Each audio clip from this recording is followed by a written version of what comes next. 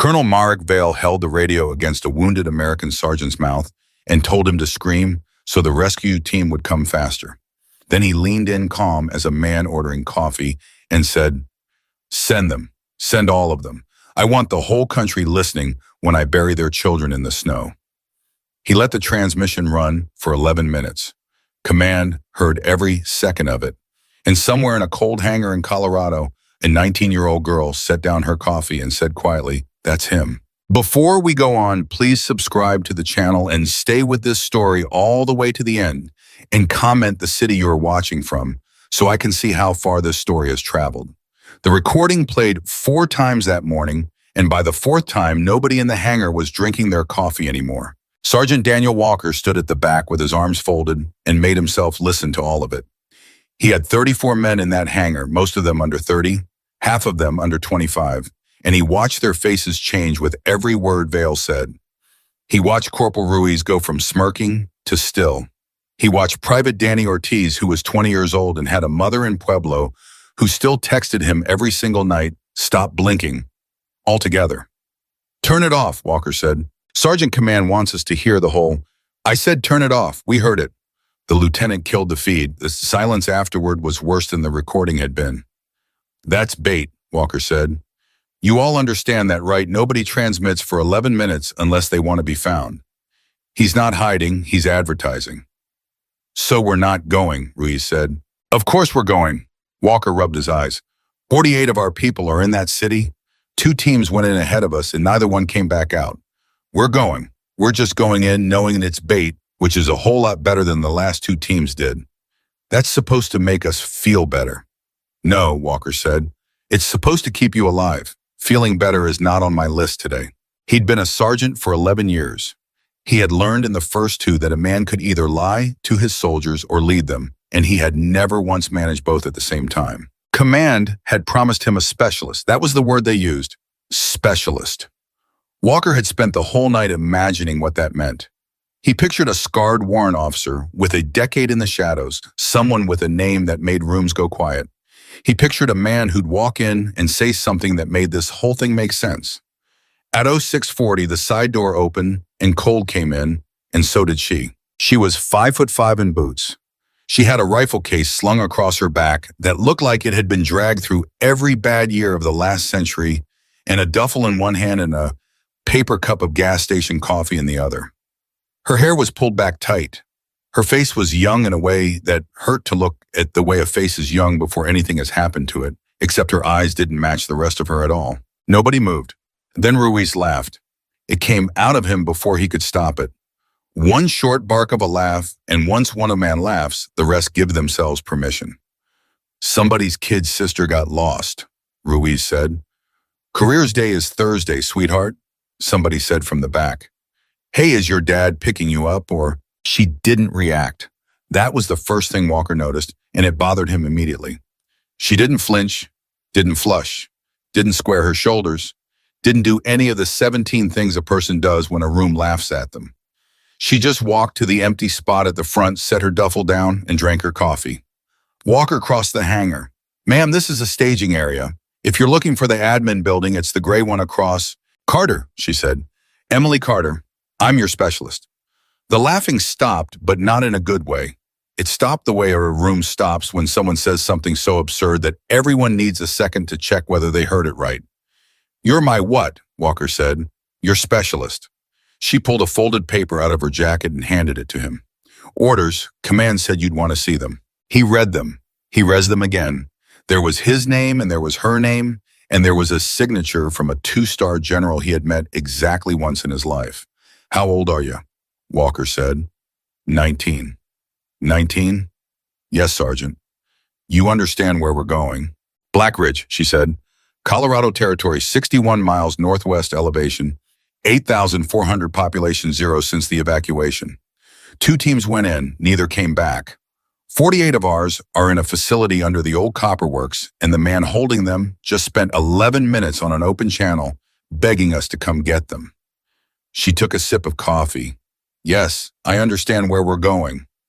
Walker stared at her.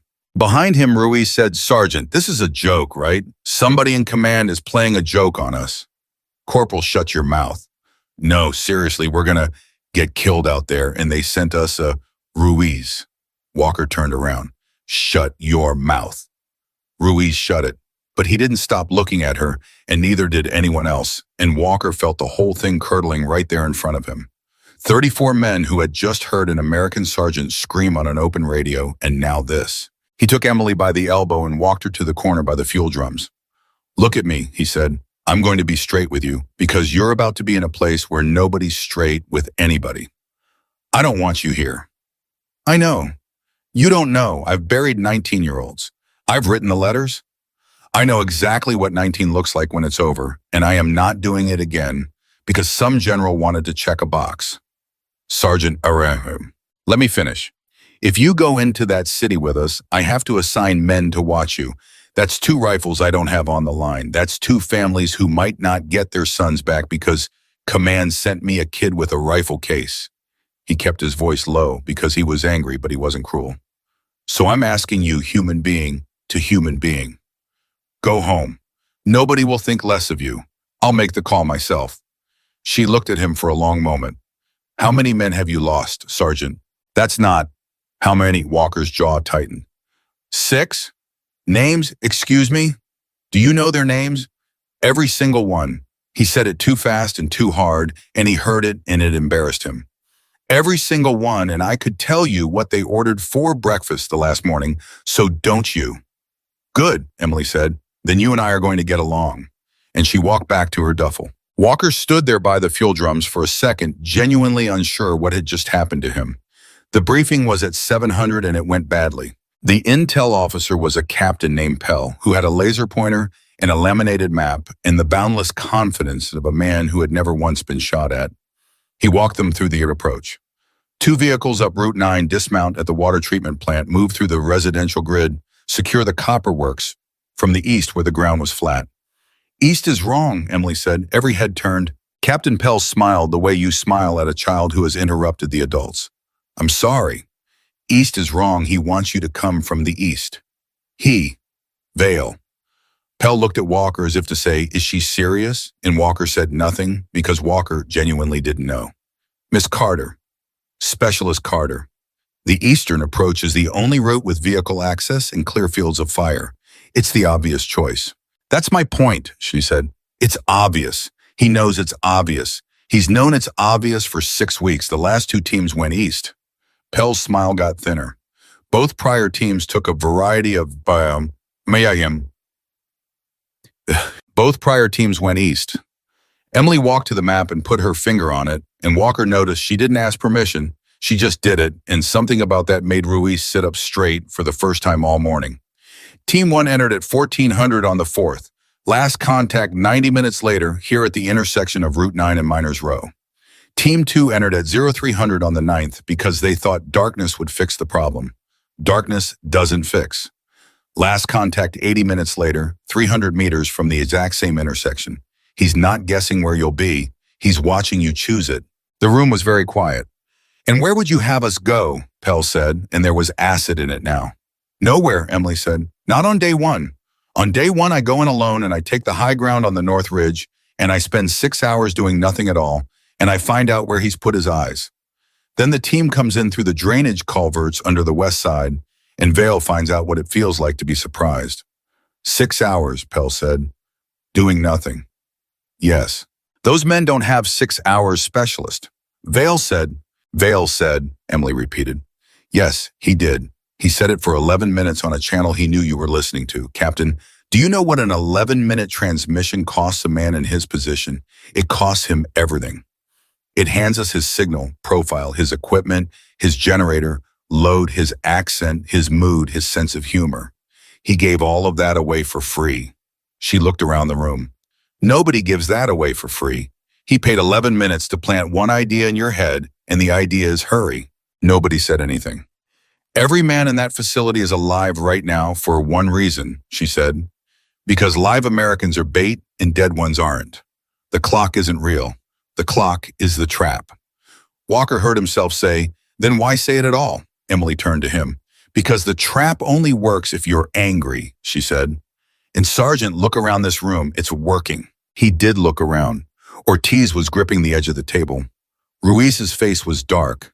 Two men in the back had been rocking on their heels for 10 straight minutes. Walker had come into this briefing wanting to kick a door in, and it had not once occurred to him that the wanting had been installed in him deliberately 11 minutes at a time at 0500 that morning. He sat down slowly. "Captain," he said, "give us the room." "Sergeant Walker." "Give us the room, sir, please." Pell left. He was not gentle about the door. Walker looked at the 34 faces in front of him and then at the one small figure standing by the map. "All right," he said, "talk." She didn't gloat. He noticed that too.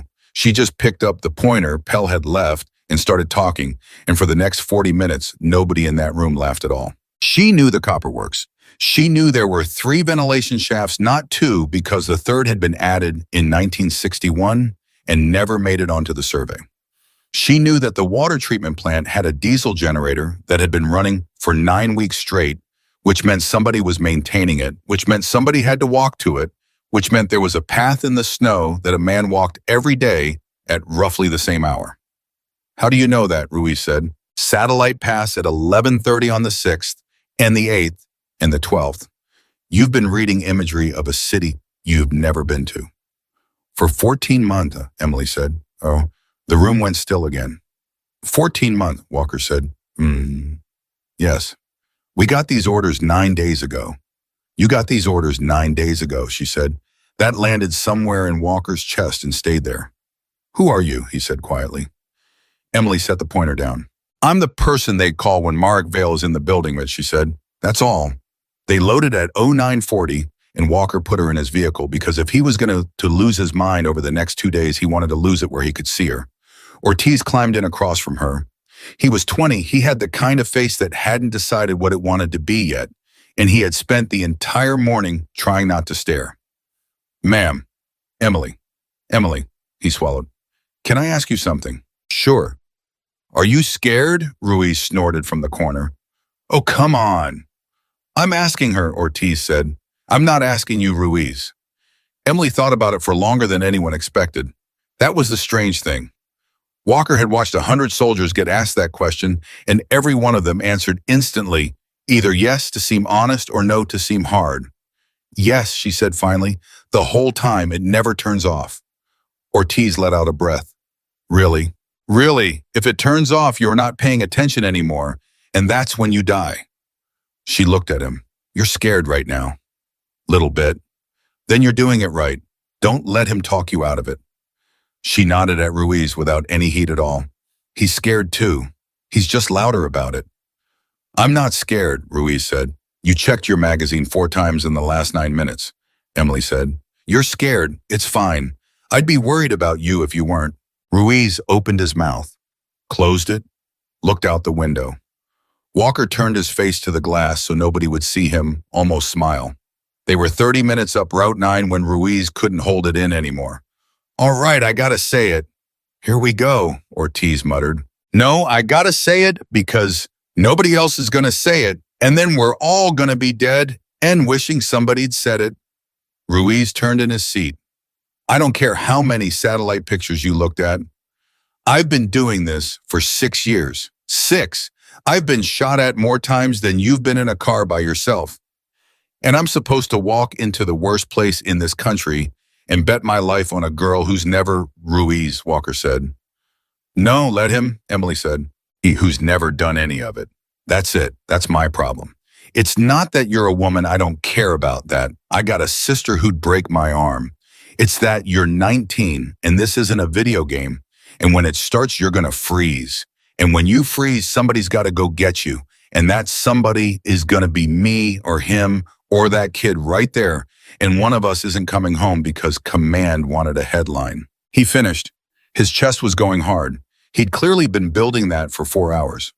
Emily didn't answer right away. "You done?" she said. "Yeah." "Okay." She leaned forward, elbows on her knees. "Corporal, what's Vale's first name?" Ruiz blinked. "What?" "His first name."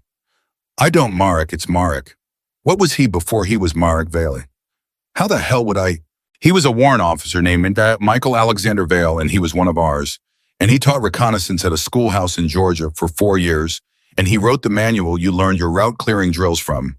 She said it flatly, no drama in it at all, which somehow made it 10 times worse. Half of what you know because he wrote it down. And every mistake you're going to make in that city, you're going to make because he taught you to make it. Nobody breathed. That's why the last two teams went east, she said. They didn't choose east. They were trained to choose east. By him. Ruiz stared at her. That's not, he stopped. That's not in any brief.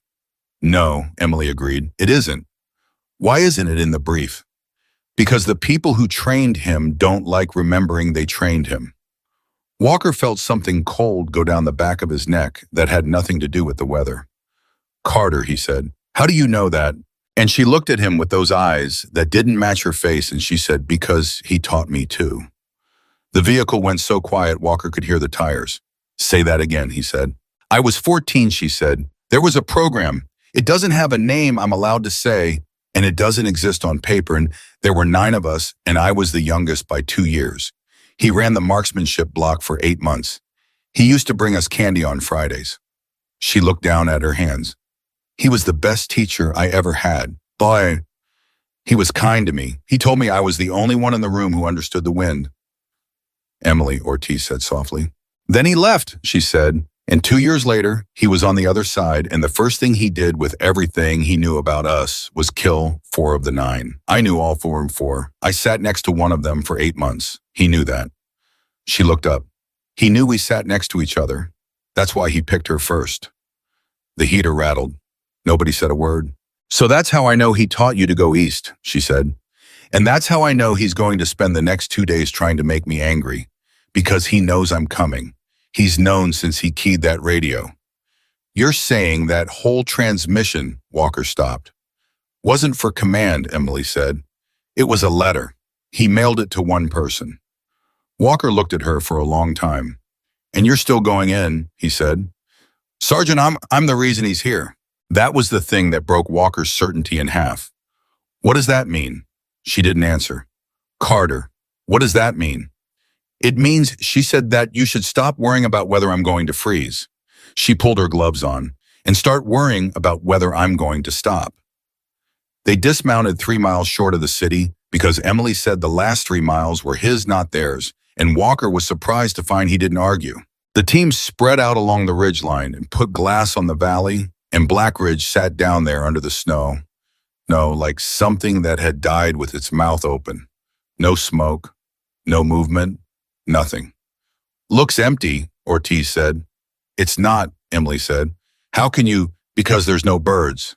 He looked at her. 60 miles of mountain and not one bird in that valley, she said. Something down there scares them. Walker put his own glass up and swept it slow. Ruined streets, a collapsed church, a water tower. Carter, Sergeant, best case right now. Give me your best case. Best case, we go in the culverts. Tonight I take the North Ridge, and in 6 hours I can tell you where every one of his eyes is, and by tomorrow morning your 48 are on trucks. Worst case, she lowered her binoculars. Worst case, he already knows we're on this ridge, she said. And the only reason we're still alive is that he wants us to walk down there ourselves. It's cheaper. Walker's stomach turned over. Is he watching us right now? Yes, Emily said. You're sure? Sergeant, I'd be watching us right now. And then Ruiz said, Sergeant? There was something in his voice that made every man on that ridge turn at once. He was pointing. 400 meters down the slope, sitting upright in the snow, perfectly centered in the open, was a man in an American uniform, just sitting there, facing them. Oh God, Ortiz said. That's Sergeant, that's one of ours. That's one of the missing guys. Half the team started to move. Nobody moves, Emily said. It was the first time she'd raised her voice all day, and it stopped them like a wall. That's a man, Ruiz snarled. That's an American, and he's sitting in the snow 400 meters away, and you're telling me, I'm telling you don't move. He's alive. Look at him. He's not alive, Emily said. He's been dead about 9 hours. Ortiz made a sound. Look at the snow around him, she said. Look at it. 20 meters of clean powder in every direction and not one track. Nobody walked out there. He was placed.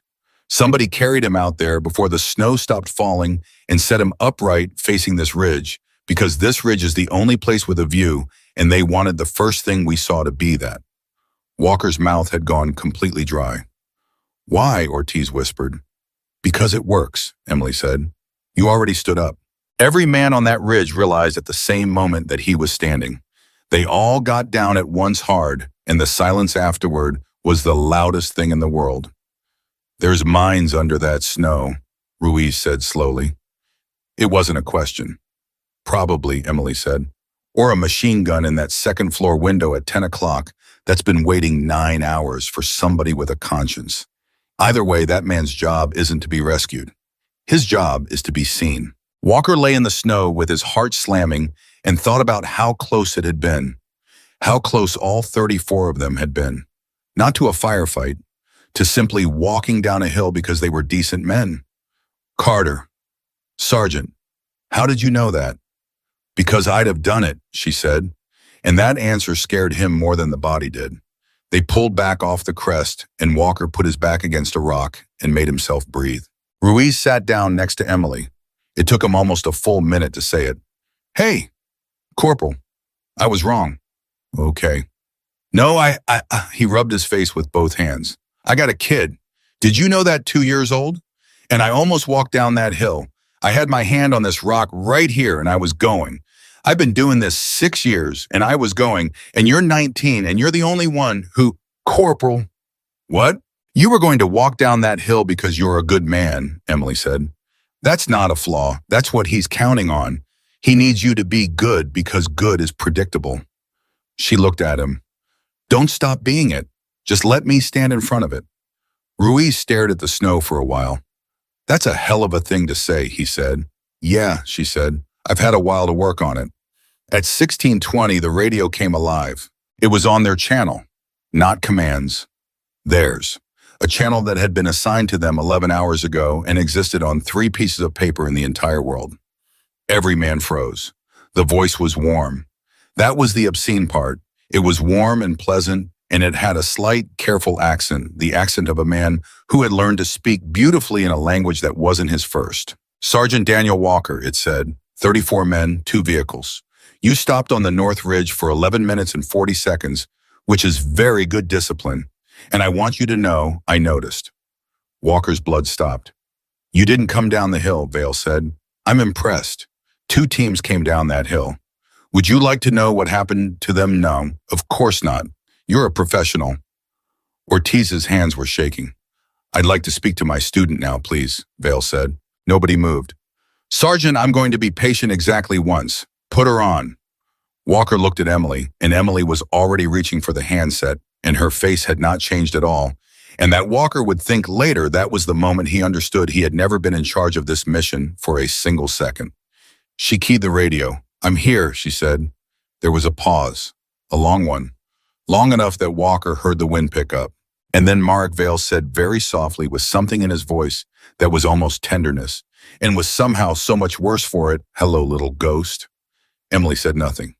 You're taller, Vale said. You're older, she said.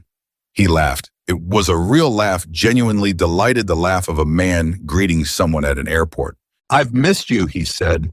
Do you know how long I've been sitting in this frozen graveyard, waiting for them to finally send you 6 weeks? 6 weeks, Emily. I took 2 teams and they still didn't send you. I had to scream into a radio like an animal before anyone thought of your name. His voice dropped. They don't deserve you. They never did.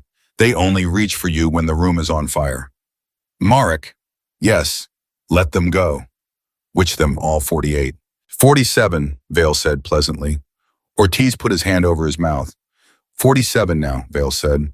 I'm sorry, that was theater. That was for them, not you. You know I don't waste people, Emily. You know that about me better than anyone alive. Let them go, she said again. I will, Vale said. That's why I brought you here. I'll open every door in this city and walk every one of them out to your trucks personally, and I'll do it in the next hour, and I'll never fire another round in this country as long as I live. He let it sit. There's just one thing I want first, he said. Emily closed her eyes. Don't, she said. You know what it is? Marek. Say his name, Vale said gently. Go on. You haven't said it out loud in 4 years. Say it, and I'll open the doors. Walker was watching her hand on the handset. It had gone white at the knuckles and the rest of her had not moved a millimeter. The wind came up over the ridge and everyone on it was waiting. Emily, Vale said, I have your brother. The handset shook once. I've had him for 6 weeks, Vale said. He was on team 1. He was the first man down that hill. He's 40 feet under your boots right now, and he's asking for you by name. And Emily Carter, who had not flinched once in 11 hours, said in a voice that did not sound like hers at all, You're lying. Marek Vale said, You know I never lie to you. That's the whole problem. The radio hissed for 4 seconds, and nobody on that ridge made a sound. Say something, Vale said. You've never been quiet with me before. Emily's thumb came off the key. She handed the handset to Walker like it was a hot pan, and Walker took it without thinking, and she stood up and walked 12 steps into the snow and stopped with her back to all of them. Carter, Walker said. She didn't answer. Sergeant Walker, Vale said pleasantly. Is she crying? Don't lie to me. She's not, is she? Walker keyed the radio because he didn't know what else to do with his hands. Who is this? He said. You know exactly who this is. I want it from your mouth. Fine. I'm the man who wrote paragraph 4 of the manual you used to clear that culvert in Ramadi in 19, Vale said. I'm the reason you're alive, Sergeant, and I'm going to be the reason you're not. But that's later. Right now, I'm the man asking a very simple question and getting no answer, which is rude, and she was never rude. She's done talking to you.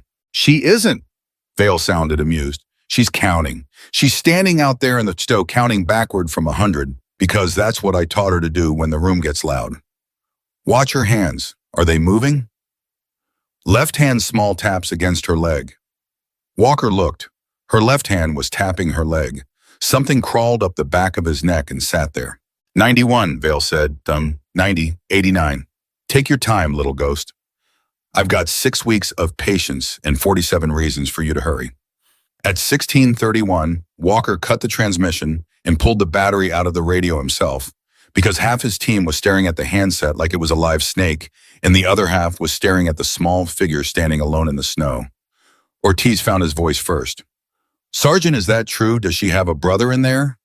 I don't know. Did you know she had a brother? Ortiz, I met her 9 hours ago. Ruiz stood up. Somebody's got to go talk to her. Sit down. Sergeant? Ruiz, sit down. That's an order. Walker rubbed his face hard with both hands. Give her a minute. We don't have a minute. We've got a man out there who just told us. I know what he told us. 47, Ortiz said. He said 47. Sergeant, this morning it was 48. I know what he said. So he killed one of them just to make a point about, I know what he said. Walker heard himself and stopped. 33 faces looked at him. He got his breathing back down. I know, he said quieter. I know, everybody sit tight. Emily came back at 16:38. Her face was the same face. That was the thing that got him.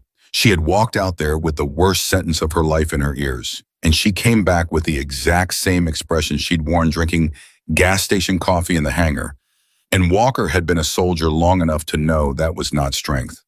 That was somebody who had built a room inside themselves a long time ago and had gotten very good at closing the door. Sergeant, she said, we need to move off this ridge in the next 11 minutes. Carter, there's a mortar team at the tree line south of the church. They've been ranging on this position since we stopped, and they'll have it inside 12 minutes because that's how long it takes when you're being careful, and Marek is always careful. Carter. He kept me on the radio for 6 minutes. That wasn't a conversation, Sergeant. That was a range card. Walker stared at her. Then he turned around and said, everybody up, off the crest down the reverse slope, right now move. And 33 men moved, and at 16:49 the first round came in and put a crater exactly where Walker had been sitting. Nobody said anything for a while after that.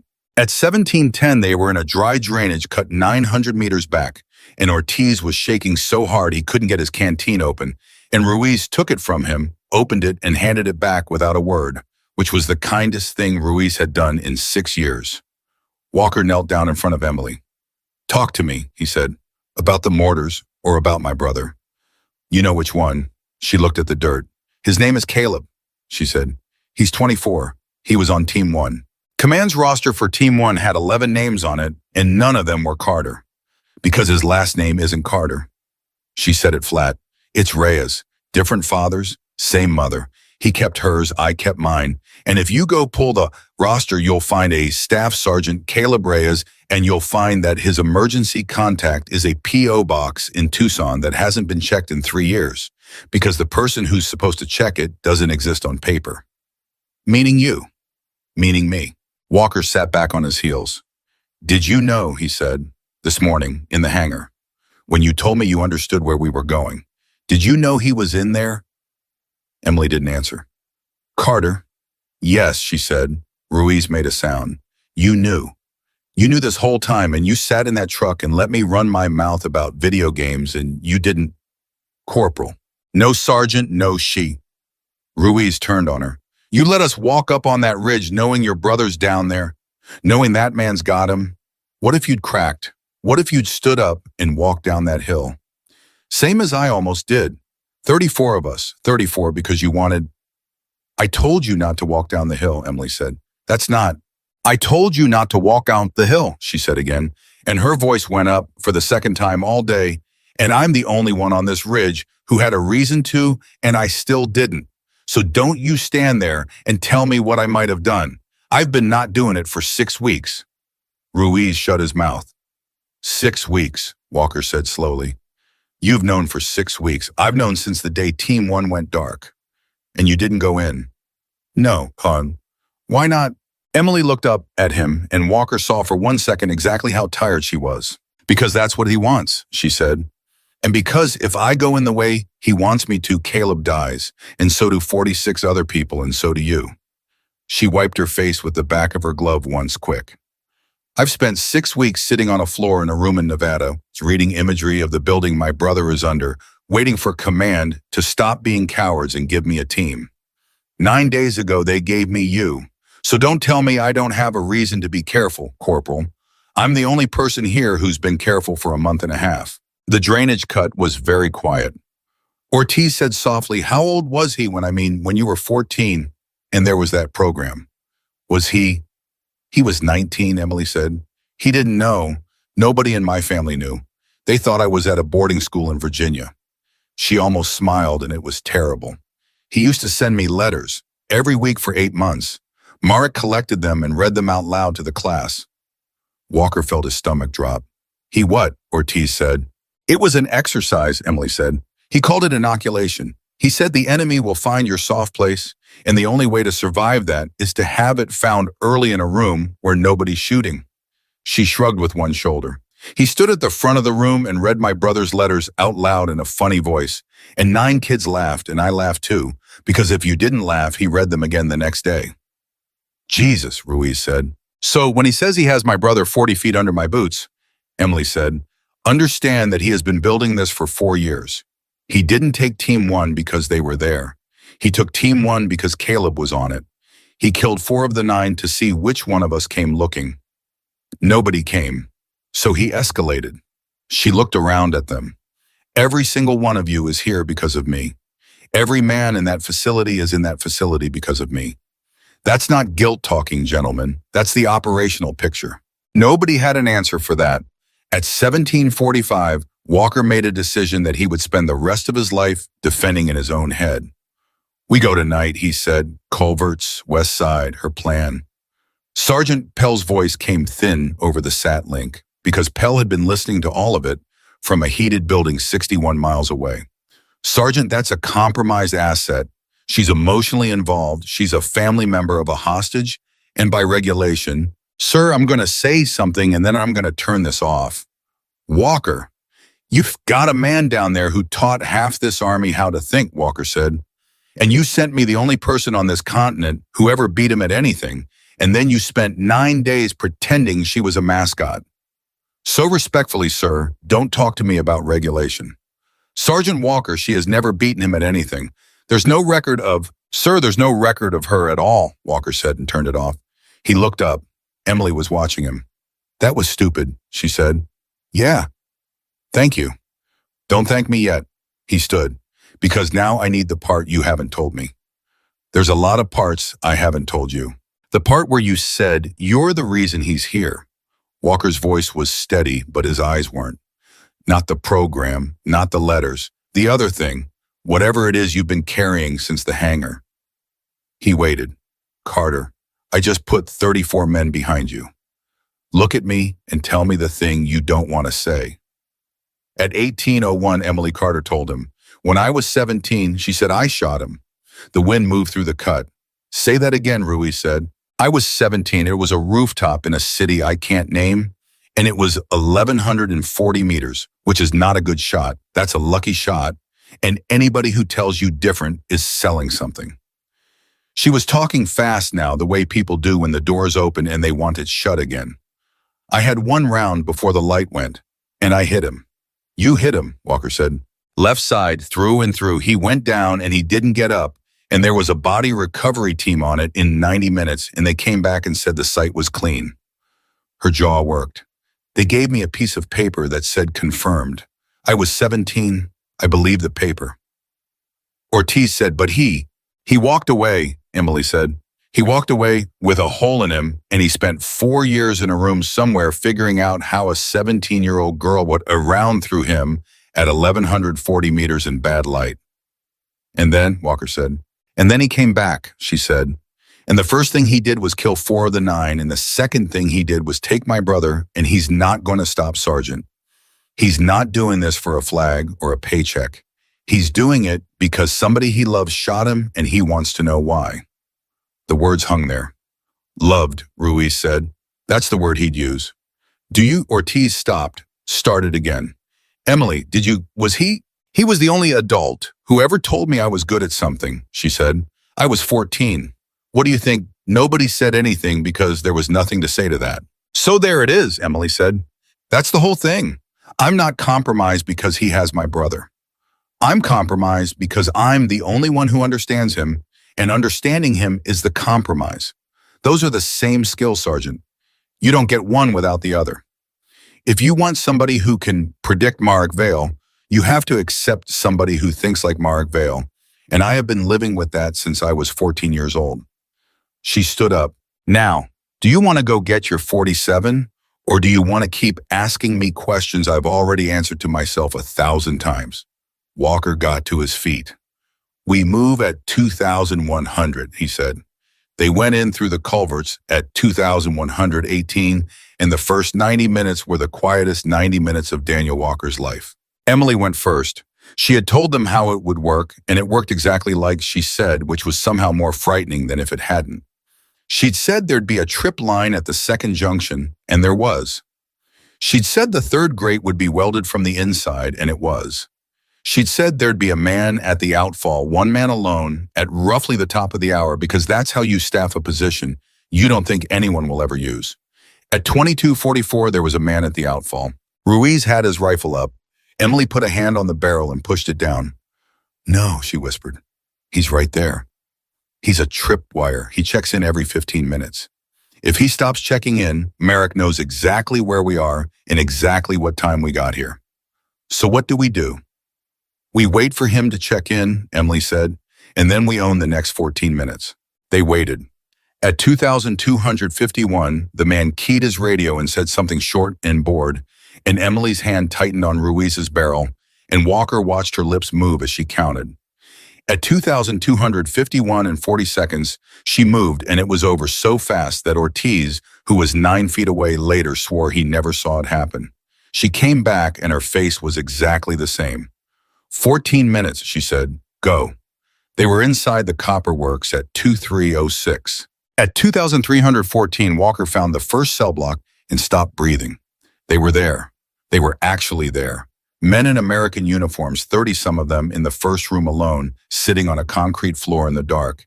And when Ortiz got his light up, half of them didn't even flinch. And that was the thing Walker would remember until he died. They didn't flinch. 6 weeks will do that. "Hey," Walker said, and his voice broke on one syllable. Hey guys, we're Americans. We're here." One of them, a lieutenant with a beard he clearly hadn't chosen, looked up. "How many of you?" he said. 34. The lieutenant laughed. He laughed until he had to put his head down. 34, he said. He said 34. Everything in Walker went cold. Who said 34? Vale. The lieutenant lifted his head. 2 days ago. He came in here and he stood right where you're standing, and he said in about 2 days, 34 men are going to walk into this room and think they've won. At 23:16, the lights came on.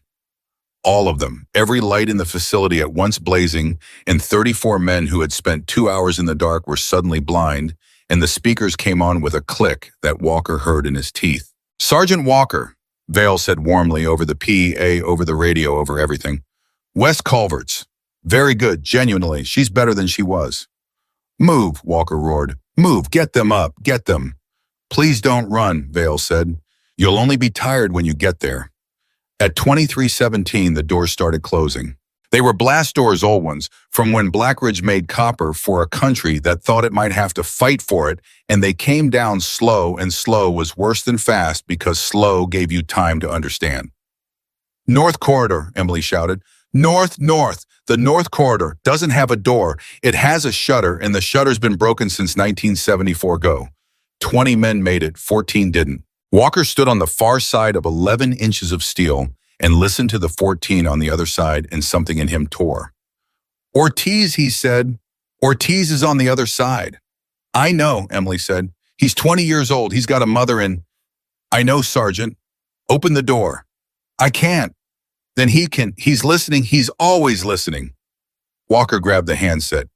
Vale, you want a conversation? You've got one. Open that door. Take me instead. I'm the ranking. Sergeant, please, Vale said, and he sounded almost embarrassed for him. Don't do the speech. You're better than the speech. Open the door. I will, Vale said, in about 40 minutes, when she's standing in front of me. Emily closed her eyes. There it is, she said. Hello, little ghost. Are the rescued men enjoying the lights I turned them on for you?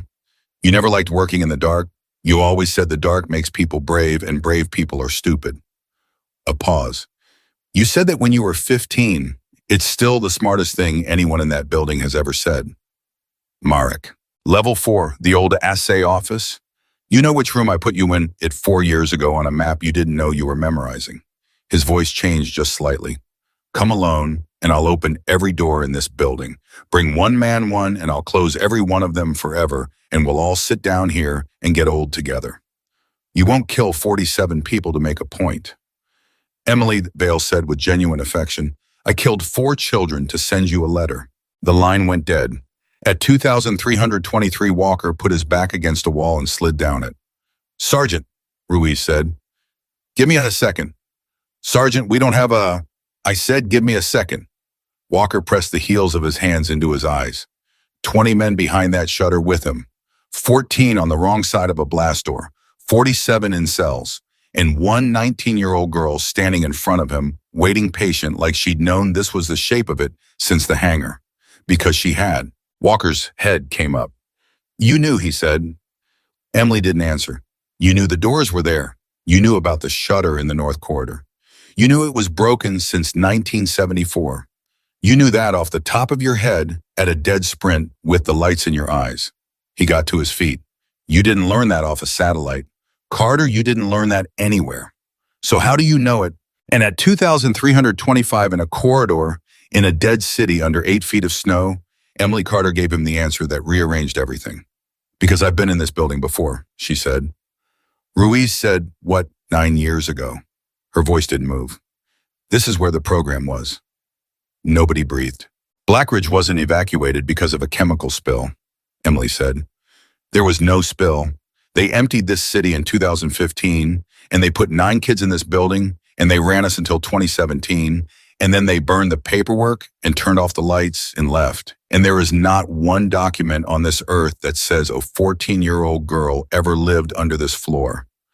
She looked up at the ceiling, at the lights, at all of it. He didn't pick this city to hide in, Sergeant.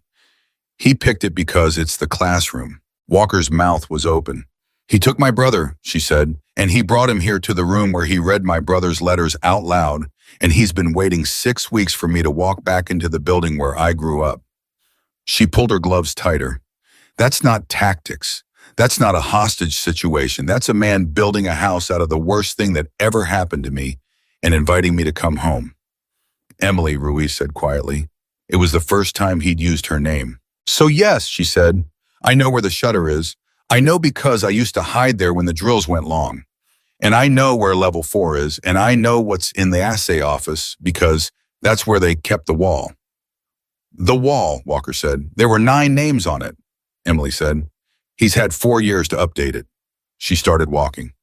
Carter. Walker went after her. Carter, stop, stop. You are not going down there alone. Sergeant, look at me.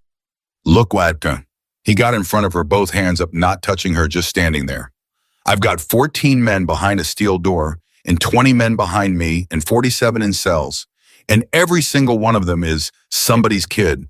And I know that, and I am telling you, as the man responsible for all of them, you are not walking into a room that man designed for you. That's exactly what I'm doing. He'll kill you. No, he won't, Emily said. That's the part none of you understand. He doesn't want me dead. Dead is easy. He could have done it on the ridge. He had a mortar team and 11 minutes and clean line of sight, and he spent it saying hello. She looked at him steadily. He wants me to sit down across from him and admit that he made me. That's the whole thing. That's the entire war. He needs one person on this earth to look at him and say you were right about me. And are you going to say it? Emily was quiet for a second. Ask me in 40 minutes, she said. At 2331, Walker did the hardest thing he'd ever done, which was let her go. But he did it his way. Ruiz, Sergeant, take 12 men and get on that blast door. I don't care if you have to chew through it. Ortiz is behind it. On it. Carter, she turned. 20 minutes after you go through that door, I'm coming, Walker said. I don't care what he says. I don't care what it costs. 20 minutes, and then you're going to hear a lot of noise behind you, and I want you to know it's us. Emily looked at him for a long moment, and something moved across her face that Walker hadn't seen there all day. Nobody's ever said that to me before, she said. Then somebody was overdue. She went. At 2340, she was on level 3, and Vale was in her ear because of course he was. Do you remember the stairs? He said. She didn't answer. You do. You used to take them 2 at a time, and Marlowe used to take them 3, and she fell and broke her wrists and cried for an hour. And you sat with her the whole time, and I marked you down for it. A soft laugh. Do you know I marked you down for it? Compassion unsuppressed. I wrote that on a form. God forgive me. Emily, I wrote that down like it was a defect. Silence. Say something. Nothing. You're doing the counting again. At 2,344, Emily said, how's the side? Vale stopped talking. For 4 full seconds, Marek Vale stopped talking, and every man listening on that channel heard it. It aches in the pod, he said finally. Good. He laughed, delighted, alive. There she is. There's my girl. I'm not your girl. 1,140 meters, Vale said. Do you know what I did in the hospital? Emily, I got a piece of paper and I did the math. Over and over for 11 weeks. And I want you to understand something before you walk in here because it matters. His voice went very quiet and very sincere. It wasn't luck. Emily's foot stopped on the stair. They told you it was luck, he said. They told you a 17-year-old got lucky because that's easier than the alternative. But I did the math and the wind was crossing at 9 and gusting, and you read it and you held for it and you broke it clean. A pause. You've spent 4 years thinking you got lucky. You didn't. You were better than me on the worst day of my life, and I have never been so proud of anyone in my entire life as I was lying on that rooftop bleeding out because of you. Emily stood on the stairs and didn't move. That's what I brought you here to hear, Vale said. Not the other thing, that. You killed 4 people to tell me that. Yes, Vale said. Do you understand how insane that is? Emily, he said gently, who do you think taught you that people are just the cost of information? At 2,351, she reached level 4. Last door, Vale said. You know, I almost feel bad. I've been rehearsing this for 4 years, and now that it's here, I find I'm nervous. Isn't that absurd? A man my age? Marek. Yes. Is he alive? The pause was too long. Marek, is my brother alive? Come in, Vale said, and see. Behind her, 40 feet up and 200 meters back, Daniel Walker looked at his watch at exactly 23:52 and started counting to 20 minutes, and he made it to 4 before he said, screw it, and picked up his rifle. And in a corridor on level 4, Emily Carter put her hand on a door she had walked through 1,000 times when she was 14 years old and pushed it open, and the first thing she saw was the wall. The 9 names were still on it. 5 were crossed out. And a man was sitting under it in a folding chair with his back to her, and he said without turning around, "Hello, little ghost." And Emily raised her rifle and put it on the back of his head and said, "Where is he?" And the man in the chair started to laugh and kept laughing, and Emily Carter realized 2 things at once. The laugh was wrong, and the man in the chair wasn't Mark Vale. The laugh went on too long, and it broke in the middle, and that was when Emily knew. "Turn around," she said. The man kept laughing. "Turn around." "I can't," he said. His voice was ruined. It was the voice of somebody who had been screaming for 6 weeks and had learned to do it quietly, and it was not Mark Vale's voice at all, and Emily's whole body understood before her mind caught up. "Caleb," she said. "Hi, Em." Her rifle didn't come down. That was the thing she'd think about later at 2 in the morning for the rest of her life. Her rifle did not come down. Because Mark had taught her that the first thing you feel in a room is the thing the room was built to make you feel, and she had walked into a room built to make her feel exactly this. "I can't turn around," sit that down, Caleb said. "Why, there's a strap. There's a strap on my forehead, and there's a thing under the chair." And he said, if I lean forward more than about 4 inches, we both learn something. "Okay," Emily said. "Em, don't come closer." "Okay." "I mean it, don't." His breath hitched. "God, you sound the same. You sound exactly the same. You were 15 the last time I heard your voice. Do you know that 15 on a phone? You said you had a math test." "I know."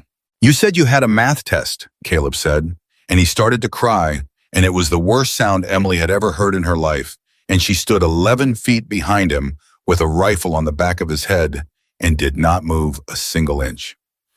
At 2,354, Vale's voice came out of a speaker in the ceiling, warm as a hand on a shoulder. "Isn't he good?" he said. "He's been practicing that for 2 days. Marek." I told him, "Caleb, when she comes in, don't perform. She'll smell it. Just be honest, and honest will do more damage than anything I could write for you." A soft, admiring exhale. "And look at you. You haven't moved. Where are you?" "Close." "Where?" "Emily." He sounded almost hurt. "You've got a man strapped to a bomb who shares your mother, and your first 3 sentences are all about me. Do you understand what I'm showing you right now? I'm not doing this to be cruel. I'm doing this because in 9 years, nobody has ever shown you what you are, and you deserve to see it once before we finish."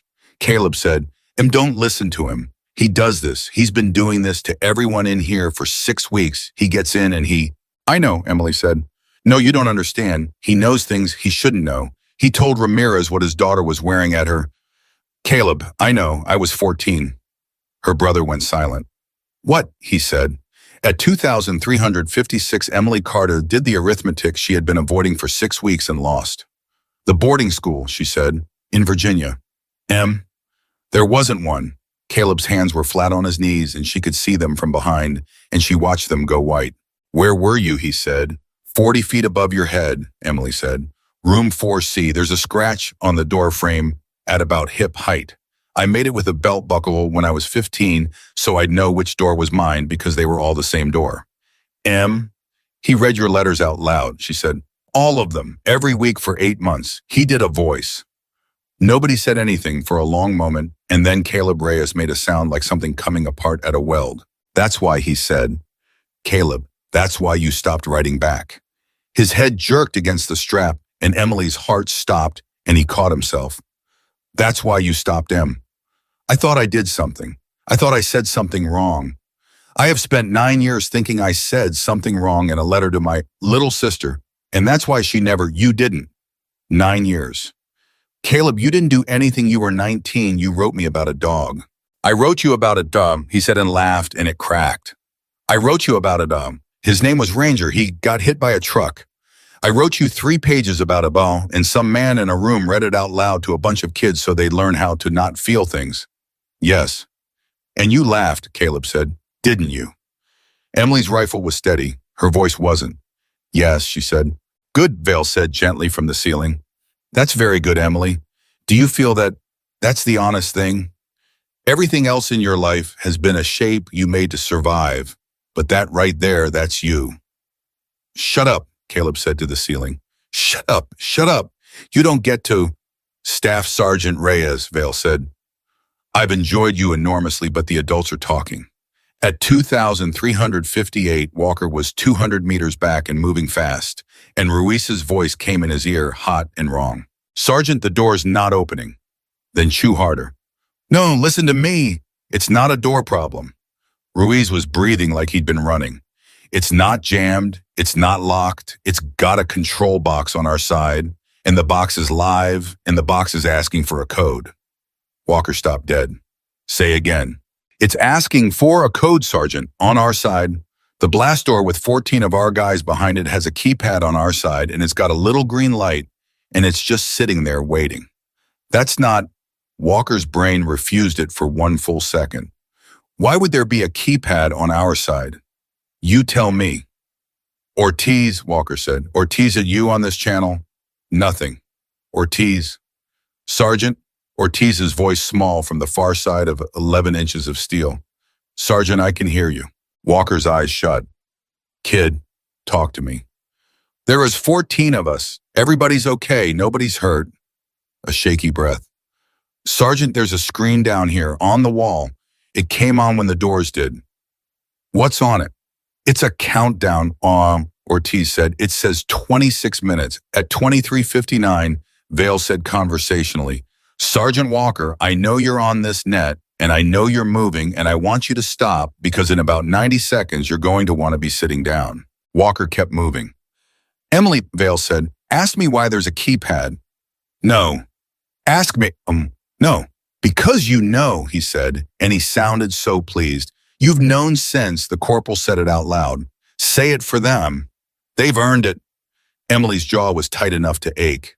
Say it, Vale said, or I'll say it, and I'll say it worse. At 0001, Emily Carter said the sentence that ended Daniel Walker's understanding of his own life. There's a keypad on your side, she said, because that door was never built to keep anyone out. Silence on the net. It was built to keep something in, she said, and to let the staff decide from outside whether it opened. Go on, Vale said. That's not a cell block, Sergeant. That's a dormitory. Her voice had gone completely flat. Level 1 was where we slept. The room your 14 men are standing in is where 9 kids ate breakfast for 2 years, and the door came down every night at 2100, and the code was on the other side because we weren't prisoners. She swallowed. We were students. Ruiz said on an open channel to nobody. Oh my God. And the countdown, Vale prompted. The countdown is a drill, Emily said. That's not a bomb, Sergeant. Don't let them panic. It's an evacuation timer. It was on the wall so that when it hit 0 and the door didn't open, you learned something about waiting. Learned what? Ortiz said very quietly from behind the steel. Emily didn't answer. Learned what, Emily? That nobody's coming, she said. At 0003, Marek Vale said beautiful, and Walker heard the pride in it and wanted to be sick. You see, Sergeant, Vale said, you've spent all day thinking I built a trap. I did not build anything. I turned the lights on in a house your country built and then abandoned with the furniture still in it. Every door in this building already worked exactly like this. I changed nothing. Not one wire. A pause. That's the part I want on the record if there's ever a record. I did not have to modify a single system to make this the most frightening place in North America. It came that way. Marek. Yes, little ghost. 26 minutes to what? Ah, he said. Now you're being a professional. Answer the question. When the timer reaches 0 tick, Vale said, the ventilation reverses. That's all. It's not dramatic. It was never dramatic. It's just an air handling system doing what the manual says, and the manual was written by men who assumed nobody would be standing in that room. His voice didn't change at all. It'll take about 11 minutes after that. They'll get sleepy first. That's the mercy. Walker started running. Sergeant Walker, please, Vale said. You're going to hurt yourself. Vale, you have 26 minutes and a keypad, Vale said, and there are exactly 2 people alive on this continent who know that code, and one of them is me, and the other one is standing on level 4 with a rifle pointed at her brother's head. Everything stopped. Walker skidded to a halt in the corridor with his own heartbeat in his ears. Carter, he said. Emily didn't answer. Carter, do you know the code? Sergeant, do you know the code? And at 0005, Emily Carter said, I knew it when I was 15. Do you know it now? Yes. Ruiz's voice came in raw. Then give it to me, right now. Give me the numbers, Emily. I'm standing at the box. Give me the... It won't work, Emily said. Try me. Corporal, it won't work because he changed it. You said he changed nothing, Ruiz shouted. He just said he changed nothing, not one wire. He was very proud of it. He didn't change the system, Emily said. He changed the code. Those are different things, and he's been waiting all night for one of you to notice. Vale laughed out loud. Oh, she's fast, he said. God, I've missed being in a room with someone fast. Marek. Yes. Give me the code.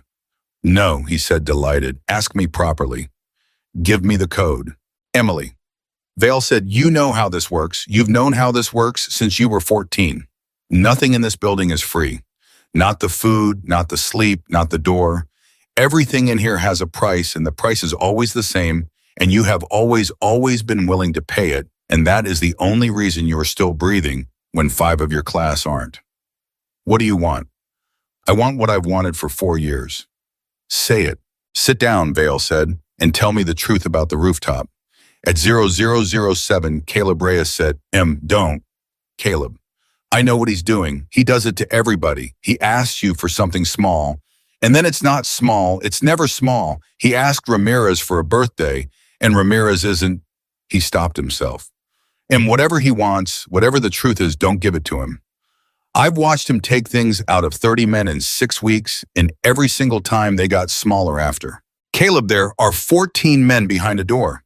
There are always 14 men behind a door, her brother shouted, and the strap bit into his forehead, and he didn't care. That's the whole trick. He always has 14 men behind a door. If you buy them, he'll just find another 14. That's what he does. That's what he is. He's not wrong, Vale said pleasantly. And you'll give and give and give, and there won't be anything left. And I've had 6 weeks to watch, and I'm telling you, little sister, I'm telling you, don't you dare sit down in that chair. The room was very quiet. Caleb, Emily said. What? You wrote me about a dog, she said, and I've never forgotten one word of it. Not one. I could recite it right now. 3 pages, and you said Ranger used to sit in the driveway at 4:30 because that's when Mom's car came, and after he died, you kept looking at the driveway at 4:30 for a month. Her brother made a small wrecked sound. He read it out loud, Emily said, and I laughed, and then I went back to my room and I said it to myself every night for 2 years until I could say it without my voice doing anything. Her rifle finally came down. That's what he built. He thinks he took it from me. He didn't. He gave me the only thing I had in this building for 2 years, and he doesn't know it because he's never once in his life understood what people do with the things you take. For the first time all night, Mark Vale said nothing at all. Emily walked around the chair and knelt down and looked her brother in the face for the first time in 9 years. He was gray. He was 30 pounds lighter than he should have been. There was a strap across his forehead and a wire running under the seat, and he looked at her like a man looking at weather he'd stopped expecting. Hi, Emily said. Hi, Caleb said. And then he said, you got tall, and Emily Carter laughed once, and it was the first real sound she had made in 4 years. At 0009, Vale said, that was very good. That was genuinely very good, and I want you to know I'm not being sarcastic. But we're at 19 minutes, and your sergeant is currently sprinting toward a corridor with 2 men in it who will shoot him, and I'd rather he live so. Where's the code? Sit down. Marek. Emily, sit down in the chair by the wall and tell me about the rooftop, and I'll give your corporal the numbers before I finish the sentence. That's the whole deal. It's a stupid deal. It's the most generous deal anyone has ever offered you, and you're going to argue about it because you can't stand being given anything. Emily looked at the wall, 9 names, 5 crossed out. She sat down. Thank you, Vale said, and he sounded like he meant it. The numbers first. No. Marek. Emily, I've waited 4 years. Let me have the order I want. At 0011, she said, ask. The rooftop, Vale said. 1,140 meters, bad light 1 round. Tell me why you took it. Because you were the target. No, because I had orders. No. His voice sharpened for the first time all night. Don't do that. Don't you dare do that to me. You've never once in your life done anything because you had orders. That's the entire reason I picked you out of that room when you were 14 years old. A breath. Tell me why you took it. Emily's hands were open on her knees. You knew it was me, she said, didn't you? On the roof, before. Yes. How? Because it was a bad shot, Vale said simply. Nobody good takes that shot. 1140 in falling light with one round and a 9-knot crossing gust is not a professional shot. It's a child shot. And there was exactly one child on earth who would take it, and it was the one I told at 14 that she was the only person in the room who understood the wind. A long pause. I stood up, Emily, on that roof. Do you understand what I'm telling you? I had cover. I stood up. Emily's breathing went wrong. You poviem. I stood up, Vale said, because I wanted to know if you'd do it. That's not... And you did it, he said. And it was the proudest and worst moment of my life, and I have spent 4 years needing to hear you say the true thing about why. Silence. Say it, Vale said. Marek, say it. And at 0013, Emily Carter said, because I wanted you to stop being able to hurt me. The line went quiet. There it is, Vale said softly. I didn't take that shot for the mission, she said, and her voice was shaking and she let it. I didn't take it for the country. I took it because I was 17 years old and I had spent 3 years unable to sleep with the door shut. And I looked through that scope and I saw the man who read my brother's letters out loud, and I thought if I do this, it stops. Her eyes were wet and her face was doing nothing at all. That's it. That's the truth. I killed you to make it stop, and it didn't stop. It has never stopped for one single day, and I have been 19 years old for 6 months, and I am so tired that I can't. She stopped.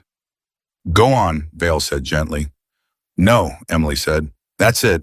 That's yours. Give me the numbers. At 0014, Marek Vale said 49716, and Ruiz screamed it into the keypad and the door went up. 14 men came through it. Ortiz was the third one out, and he ran directly into Ruiz, and Ruiz caught him and held on to the back of his head like a man holding onto a piece of driftwood, and neither of them said anything for a very long time. He gave it, Ruiz said into the net horse. Sergeant, he gave it. They're out. All 14. They're out. Walker was on his knees in a corridor. Carter, he said. Carter, they're out. I heard, Emily said. Emily, Sergeant, listen to me very carefully, she said. He gave me the code. I know Sergeant, he gave me the code. Her voice had changed. It had gone somewhere Walker had never heard it go. Marek Vale has never given anything away for free in his entire life. At 0016, the lights went out. All of them. Every light in Blackridge at once, and the sound the building made when the ventilation reversed was not dramatic at all. It was the sound of a fan changing direction. On level 1, where 61 men were standing in an open room celebrating. No, Walker said. Sergeant Walker, Vale said warmly. The door was never the thing. Ruiz's voice came through, and it had gone from triumph to horror in the space of one breath. Sergeant, the air. Something out. The air's coming the wrong way. Get them out. Ruiz North Corridor. Go, go. There's 61 of them and half can't walk. Then carry them. I told you, Emily said. Her voice was perfectly level, and Walker had never heard anything more frightening. I told you nothing in this building is free. I traded him a truth for a door, and he took the truth and gave me the door, and the door was never the thing. The room was the thing. The room was always the thing. He just needed everyone inside bit and happy. Emily, Vale said, don't be a poor sport. You got 14 men out of a box. I got 61 in a room. How long? Walker said. 11 minutes, Emily said. He wasn't lying about that. He never lies. That's the whole problem. At 0017, Emily Carter stood up. Marek. Little ghost. Level 2, mechanical. The reversal valve is manual, and it's on a wheel, and it takes 90 seconds to close by hand, and there's no override because the men who built this building were afraid of exactly one thing, which was somebody like you. She was already moving. You know I know that. Of course I know. You want me in that room. Emily at Vale said, I have wanted you in that room since the day you were born. Why? Because there are two men on that wheelton, he said, and there's a hallway to get to it, and the hallway is 90 feet long and perfectly straight, and I've had 6 weeks to think about it, and there is only one person on this earth who could walk down it. A pause. And she'd have to walk down it alone. Carter don't, Walker said. Carter. Sergeant 61 men. You don't know what's in that hallway. Yes, I do, Emily said. So does he. That's why he's telling me. Caleb said, Em. She stopped at the door. Em, look at me. She looked. 9 years, her brother said. I got you back for 6 minutes. I know. 6 minutes. Caleb, she said, I'm going to get this strap off you, and you're going to go north, and you're going to find a corporal named Reese, and you're going to tell him you're my brother, and he's going to look at you funny, and then he's going to carry you out of this building on his back if he has to, because that's the kind of man he turned out to be. And you? Emily didn't answer. Em, and you? She got the strap off. She checked under the chair, and it was nothing. It was a coffee can and a bundle of wire and no explosive at all. And she looked at it for 1 second and understood that Merrick had made her stand 11 feet behind her brother with a rifle for 6 minutes over a coffee can. It was empty, Caleb said, staring at it. It was the whole time it was, yes. He told me it was live. He looked me in the face and told me if I leaned forward, we'd both. His voice broke. For 6 weeks, I sat in that chair and I didn't lean forward. I know, Emily said. Why? Because that's what he does, she said. He never has to do the thing. He only has to make you believe he would. At 019, she ran. At 0021, she reached the hallway on level 2, and it was 90 feet long and perfectly straight, exactly like he said. And there were 2 men on the wheel at the far end, exactly like he said. And Emily Carter did not stop moving for one single step. She took the first one at 40 feet and the second one at 55. And she was on the wheel at 0022, and it moved about 4 inches and stopped. It stopped. She put her whole body on it. It moved another inch. Merrick. Yes. It seized. Yes. You seized it. No, Vale said. Time seized it. Emily, this building has been sitting in the dark for 9 years. Do you know what happens to a manual valve in 9 years in an unheated mechanical room? Nothing happens to it. That's the point. Nothing happens over and over for 9 years until you need it. A soft breath, just like you. How long? 6 minutes, 40 seconds, Vale said. And there are 61 men in a room, and the wheel takes 90 seconds when it's free, and it's not free, and you're 120 pounds. Emily's hands were bleeding on the wheel. There's a bar, she said. There's no bar. There's a bar in the equipment cage at the end of the... Emily, I've been in this building for 6 weeks, Vale said with something almost like kindness. There's no bar. And at 0024, standing alone in a mechanical room, 40 feet under a dead city with 6 minutes and 40 seconds and 61 men and a wheel that would not turn, Emily Carter finally understood the shape of it. You never wanted me in the assay office, she said. No. You never wanted the rooftop. I wanted the rooftop very much, Vale said. But no, not most. You wanted me here. Yes. In this room. Yes. Why? And Mark Vale said very quietly from everywhere at once, because this is the only room in the building where you can't be good enough. Emily's hand stopped. That's the lesson, Vale said. That's the only lesson I never got to teach you, and it's the one that mattered, and I've waited 9 years. Everything else you beat. The wind, the math, the shot, the door, my coat, my chair, me. You beat all of it. You always beat all of it, and every time you beat it, you learn the wrong thing, which is that if you're good enough, nobody has to die. His voice didn't rise. It never rose. So I brought you to a wheel that doesn't turn. Marek. 6 minutes, he said, and you can't. And that's not a failure of will or courage or training or love. It's a wheel, and you're going to stand there and listen to 61 men on an open channel and understand for the first time in your life that you were never actually the reason anyone lived. Emily didn't say anything. That's the gift, Vale said. I know you can't see it yet, but you will.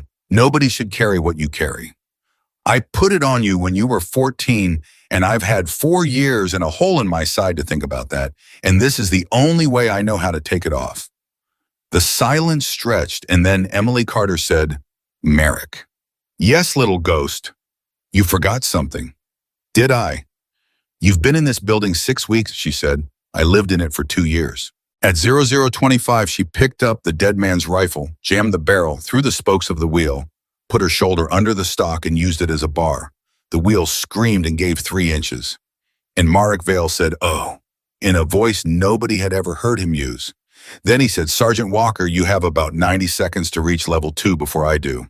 And the line went dead and Walker was already running. At 0026, Emily got the wheel to a quarter turn and her right hand had stopped working and she used her forearm. At 0027, she got it to half and the fans didn't change and she screamed at them for the first time in her life. At 0028, Daniel Walker came through the door at a dead sprint with 12 men behind him and put both hands on the rifle beside hers and said, "You don't get to do this alone. That's an order." And Ruiz hit it a half-second later and Ortiz after him and the wheel turned. At 0029, the fans changed direction. On level 161, men who had been getting sleepy started coughing and crying, and one of them started laughing, and Ruiz sat down on the floor of the mechanical room and put his face in his hands. "We did it," Ortiz said. Sergeant, we did it." Walker looked at Emily. Emily was looking at the door. "No," she said. "Carter. He said 90 seconds. Carter, it's over. The fans are..." "He said you have 90 seconds to reach level 2 before I do." Her voice was very calm and very fast. "Sergeant, he wasn't warning you. He was telling me where he was." Walker's blood went to ice. Nothing at all. No rifle, no pistol. Empty hands open at his sides, and he was smiling at her the way a man smiles at his daughter at a graduation. "You used the rifle as a bar," he said.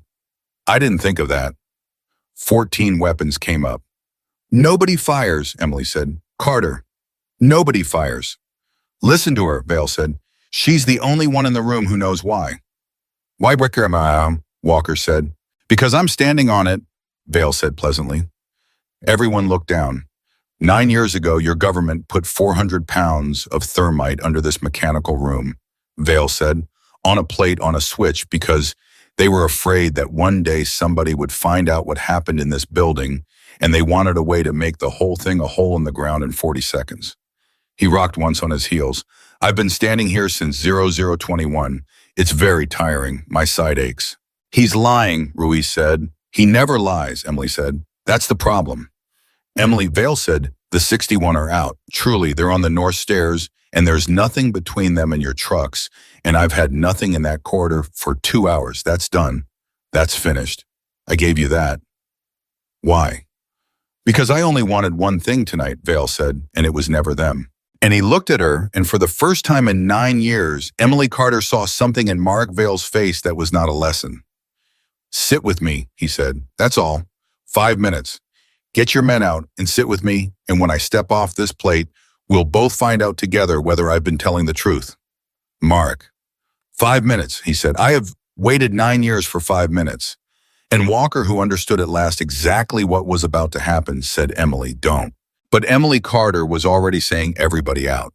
Nobody moved. "I said everybody out." "Carter," Walker's voice was very quiet. "Look at my face." "Sergeant, look at my face and tell me you're coming out that door behind us." Emily didn't say anything. "That's what I thought," Walker said. "Sergeant, he's standing on a plate." "I heard him. If he steps off it, this room becomes a hole, and I need you and your men to be 400 meters north of it when he does." "And you?" "Sergeant." "No, I want to hear you say it." Walker took one step closer to her, and his rifle was still up, and his hands were shaking, and Walker's hands did not shake. They had not shaken in 11 years. "You want me to walk 61 men out of this building, and I'm going to do that because that's my job. But I want you to say the sentence out loud first. Say, 'Sergeant, leave me down here alone with him.' Sergeant, leave me down here alone with him." Walker's jaw worked. "You said it too fast," he said. "You've been rehearsing it." "Since the hangar," Emily said. At 0031 mark, Vale said mildly, Sergeant, I don't want to rush you, but I'm 61 years old and I've been standing very still for 10 minutes, and there's a point at which my body is going to make this decision for both of us. Shut up, Ruiz said. Corporal, I'm being sincere. I said shut up. Ruiz's rifle was locked on Vale's chest, and his eyes were wet and furious. You don't get to be reasonable. You've been reasonable all night. You killed a man on a radio this morning, and you did it in the voice people use to order breakfast so you can shut your mouth. Corporal Ruiz, Vale said gently, you have a 2-year-old. Ruiz went white. That's not a threat, Vale said. That's the opposite of a threat. That's why you're going to walk out of this room in about 90 seconds, and that's why nobody will ever tell you that you did the wrong thing. Don't you talk about my kid. I only mean, don't you talk about my kid. Ruiz's voice cracked all the way through. You want to talk about somebody's kid? There's one standing right there. She's 19. She's 19, and you've been carving pieces off her since she was 14, and now you want to be tender about my son. Get out of my head. Get out of my head, you. Ruiz, Emily said. No. Ruiz.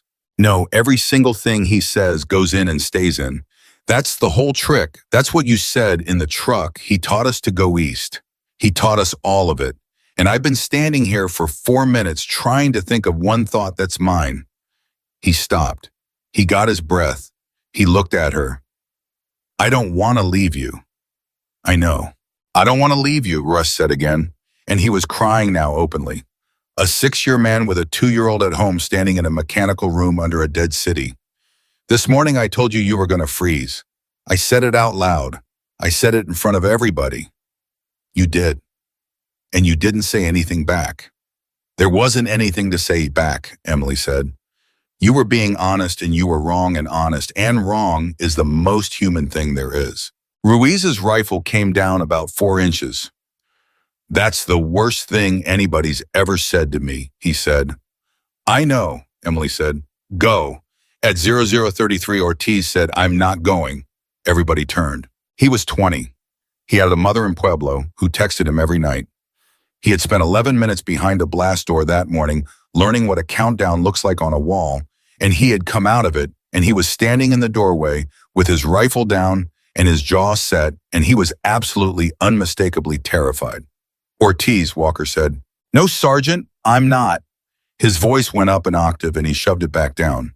This morning I asked her if she was scared. Remember in the truck, and everybody laughed at me, and she didn't. She said yes. She said it never turns off, and that was the only true thing anybody said to me all day. Kid.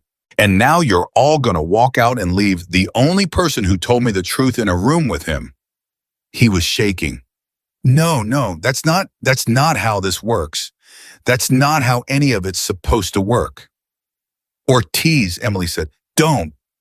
Danny, he stopped. Nobody had used his first name in 9 days. Do you know what the worst part of tonight was for me? Emily said. It wasn't him. It wasn't the wall. It wasn't Caleb. She looked at him. It was standing on the north quarter at 2317, hearing that shutter come down and knowing you were on the other side of it, and understanding that if you died, it would be because I picked a route, and I've been carrying that for 2 hours. You didn't. So let me be right about one thing tonight, she said. Let me be right about you walking out. Ortiz stood there for 4 seconds. Then he said, this is bullshit, and turned around and cried the whole way up the north stairs and never once told anybody.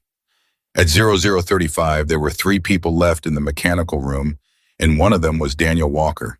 And Daniel Walker wasn't moving. Sergeant? No. Sergeant? I said no. Walker's rifle was still up. You want to know something? And I've been a sergeant for 11 years, and I've never disobeyed an order. Not one. Not a bad one, not a stupid one, not the one in 22 that got Wilkins killed, and I knew it was wrong when they gave it to me, and I did it anyway, and I've thought about Wilkins every single day for 4 years. He didn't blink. You're not giving me an order. You're a specialist, and I'm a sergeant, and you don't outrank me, so what you're doing right now is asking, and I'm saying no. 61 men are on the trucks. Sergeant Jim, they're on the trucks. Carter Ruiz just called it. They're out. They're gone. There is nobody in this building right now except you and me and him. Walker's voice finally broke one syllable and he let it. So the math you've been doing all night doesn't work anymore. There's nothing to trade. Nobody's dying if you walk out with me. Nobody. So give me one reason, and I want a real one, because I have listened to you tell the truth all day, and I would like one more. Emily didn't answer, and that's what I thought. Sergeant, please. Give me the reason. And Marek Vale said quietly, Sergeant, she doesn't have one. Marek. No, he's earned it. Vale's empty hands were still open at his sides. He's been chasing this all day, and everyone's been lying to him, including you, especially you, and he's a good man. And good men should get the answer at least once before the end. He looked at Walker. She doesn't stay because it's necessary. There's no math. There's no 61. There never was not for this part. She stays because she cannot conceive of a version of this where she's allowed to leave. And I did that to her, and I did it on purpose, and I did it when she was 14 years old. Walker's mouth opened. That's the whole thing, Sergeant, Vale said. That's all of it. You can stop looking. Marek, stop. Why, it's true. Stop it. She has never once in her life walked out of a room because she wanted to, Vale said. Not one time. I checked. I've had 6 weeks in every file the program ever generated, and I checked, Sergeant, because I wanted to know if there was one day one where she chose herself. There isn't. There's a 17-year-old who took an 1140 shot because a man read her brother's letters out loud. There's a 19-year-old standing on a plate with me at midnight. He said it with terrible tenderness. I made a person who cannot leave. That's my career. That's what I built. 40 years in this business, and that's the artifact. Walker looked at Emily, and Emily was looking at the floor. Is he right? Walker said. She didn't answer. Carter, is he right? Sergeant, is he right? And at 0038, Emily Carter said yes. The room was very quiet. There it is, Vale said. Then come with me, Walker said. He put his rifle on his back, which was the most dangerous thing he did all night, and he held out his hand like a man on a subway platform. Right now, come with me. You don't have to want to. You don't have to feel it. Just take my hand and walk, and we'll figure out the rest in the truck. Please, Emily. Please. Emily looked at his hand. She looked at it for a long time. Sergeant, she said, if I take your hand, he steps off the plate in 11 seconds, and this whole level goes, and you and I are both in it, and there's a corporal in the North Stairs who's going to hear it and spend the rest of his life thinking he should have stayed. Walker's hand stayed out. That's not the reason, he said. That's a reason. That's not the reason. Sergeant, you've been doing this all day, Walker said. Every single time you give me the operational answer. There's a mortar team. There's no birds. There's 14 minutes. And it's always true, Carter. It's always true. That's the horror of it. You have never once said a false thing to me, but it's never the reason. He stepped closer. So one time before I go, tell me the reason. Emily's face did the thing it hadn't done in 4 years. Because I want to talk to him, she said. Walker closed his eyes. There it is, Vale said softly, and there was no triumph in it at all. There was something worse. There was recognition. I want to talk to him, Emily said, and her voice went thin and young, and she hated it, and she said it anyway. I've had 9 years of things, Stuart, I want draws to say, and there's nobody else alive who knows what any of them mean. Caleb doesn't. You don't. Command doesn't.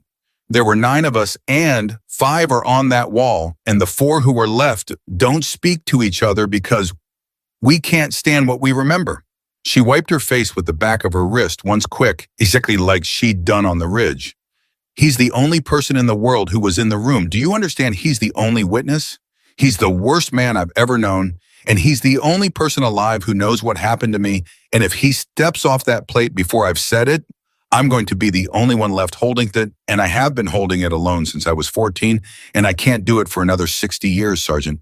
I can't. Nobody said anything. That's the reason, she said. It's not brave. It's not a sacrifice. It's the most selfish thing I've ever done, and I'm going to do it anyway. Walker stood there with his hand out. Then he put it down. Okay, he said. Sergeant.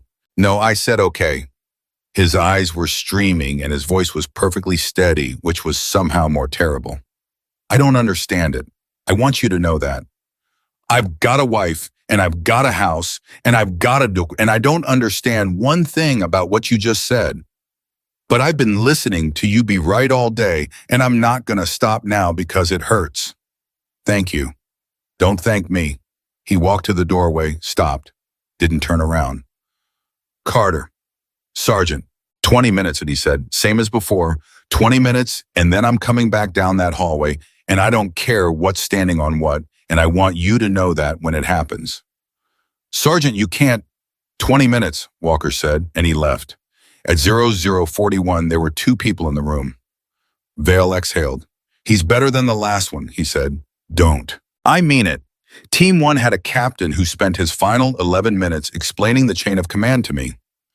Vale rocked once carefully on his heels. That man just offered you his hand in a room with 400 pounds of thermite under it. Do you know how rare that is? I've been doing this since before you were born, and I've seen it 4 times. Marek. Yes. Are you actually standing on a plate? Yes. Look at me and say it. Emily. He looked at her. I'm standing on a plate.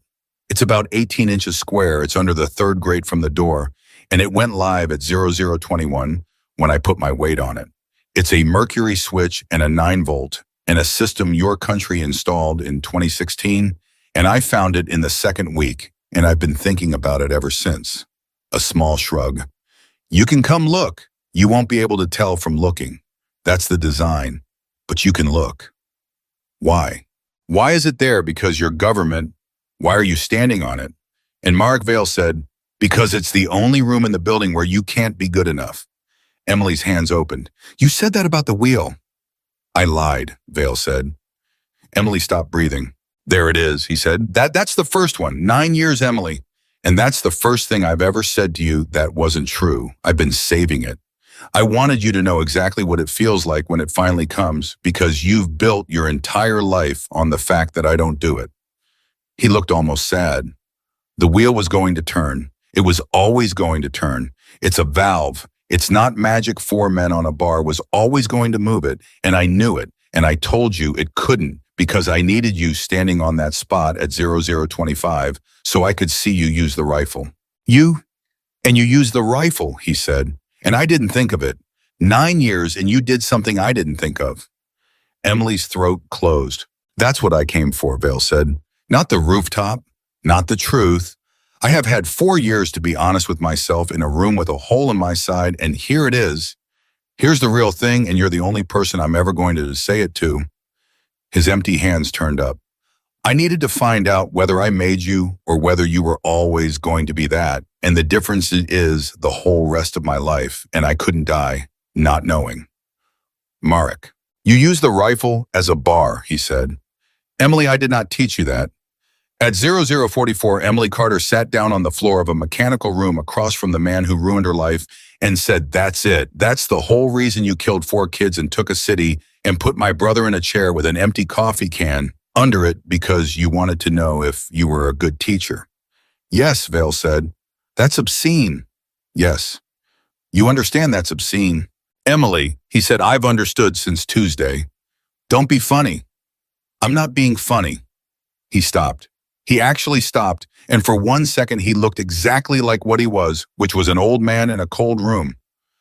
I'm being accurate. There's a difference, and you're the only person left who can tell. Marek, 4 kids. Marlo Diaz Okafor and Sung, Vale said. Emily's whole body flinched. You didn't think I knew the names, he said quietly. Emily, I taught them for 8 months. Marlo took the stairs 3 at a time and broke her wrist and cried for an hour. Diaz couldn't sleep with the light off until he was 16. Okafor used to fold his socks in thirds and got furious if anyone touched them. Sung was funny. Sung was the funniest person I've ever met in my life, and nobody will ever know that because there's no record, because we burned it. He didn't move. I know all of it, every one. I have not slept properly in 4 years. Then why? Because I needed you to come, he said. You could have called Emily. You could have picked up a phone. She was on her feet and she didn't remember standing. You could have written me a letter. You know where I live. You knew where I lived for 4 years. You knew which room in Nevada. Don't tell me you didn't. You knew you could have written one page and I would have come. Do you understand me? I would have come. I would have come in a day. I've been waiting 9 years for one person to say out loud that it happened, and you could have done it with a stamp. Vale was silent. Say something. I didn't know that, he said. What? I didn't know you'd come, Marek Vale said, and his voice did something it had not done all night. I've had 4 years to plan an operation that would drag you into this room, and it never once occurred to me to ask. The silence that followed was the loudest thing in the building. Oh, Emily said. Yes. Oh, yes. You built all of this, she said, and she was laughing, and it was horrible. You took a city, you took 48 men, you sat in the dark for 6 weeks, you killed Marlowe, you killed Sung, because it didn't occur to you to ask. Emily, I did not know it was a thing a person could do, Vale said. Nobody has ever asked me for anything. Nobody has ever come because they were invited. In 40 years, not once. Everything I have I took, and everyone I know I took them from. And when I sat in that hospital bed with a hole in my side and thought about the one person on earth I wanted to see again, I did not have a single mechanism for it that didn't involve a hostage. He looked at his own empty hands. That's the sentence, isn't it? That's the whole autopsy. Yes, Emily said. That's the sentence. You should write it down. There's no paper. There's never any paper, Vale said. That's why we burned it. At 0047, Emily said, ask me. What? Ask me. Her voice was shaking. Right now, do it now. Emily, you've got a plate under your foot and a sergeant coming down the hall in 14 minutes, and you've never asked anybody for anything in 40 years. So ask me. Ask me the thing. I'm standing right here. I'm 9 years late, and I'm standing right here, and there is nobody else in this building. Ask me. Marek Vale stood very still. Then he said, and it took him 3 tries. Would you have come? Yes, Emily said. If I'd written? Yes. You wouldn't. Marek, I would have come that day. Why, he said, and it came out of him like something being pulled. Why would you, Emily, I read your brother's letters out loud. I know. I did a voice. I know. I stood at the front of a room and I taught 9 children to be nothing, Vale said, and he was not calm anymore, and it was the first time in 9 years, and 5 of them are dead, and 4 of them can't look at each other, and you would have gotten on a plane. Yes. Why? Because you're the only one who was there. Emily screamed it, and it came out of a place she had not opened since she was 14, and it echoed off the pipes and came back at both of them. Because you're the worst thing that ever happened to me, and you're the only thing that ever happened to me. No, and there is nobody in 9 years, not one person who I could say the word Blackridge to and have them know what it meant. Her face was wet. Do you know what I did for 4 years? I sat in a room in Nevada and read imagery of this building. Every week. They thought I was working. I wasn't working. I was looking at the roof of my own bedroom from space because it was the only way I could prove to myself that it was real. Vale's hands were trembling. Emily, and you were dead, she said. For 4 years you were dead and I killed you, and I was glad. And I was also, she stopped. She made herself say it. I was also alone, and those were the same feeling. They've been the same feeling for 4 years, and I have never said that to a human being, and I'm saying it to you in a mechanical room at 10 to 1 in the morning because you're the only one who'd know what I meant. I know what you mean, Vale said. I know you do, Emily said. That's the tragedy. At 0050, nobody said anything for 80 seconds. Then Vale said, I'm going to tell you something operational because I'm still me, and then I'm going to tell you the other thing. Okay, the plate is real. Everything I've said about it is true, but there's a variable I haven't given you. He met her eyes.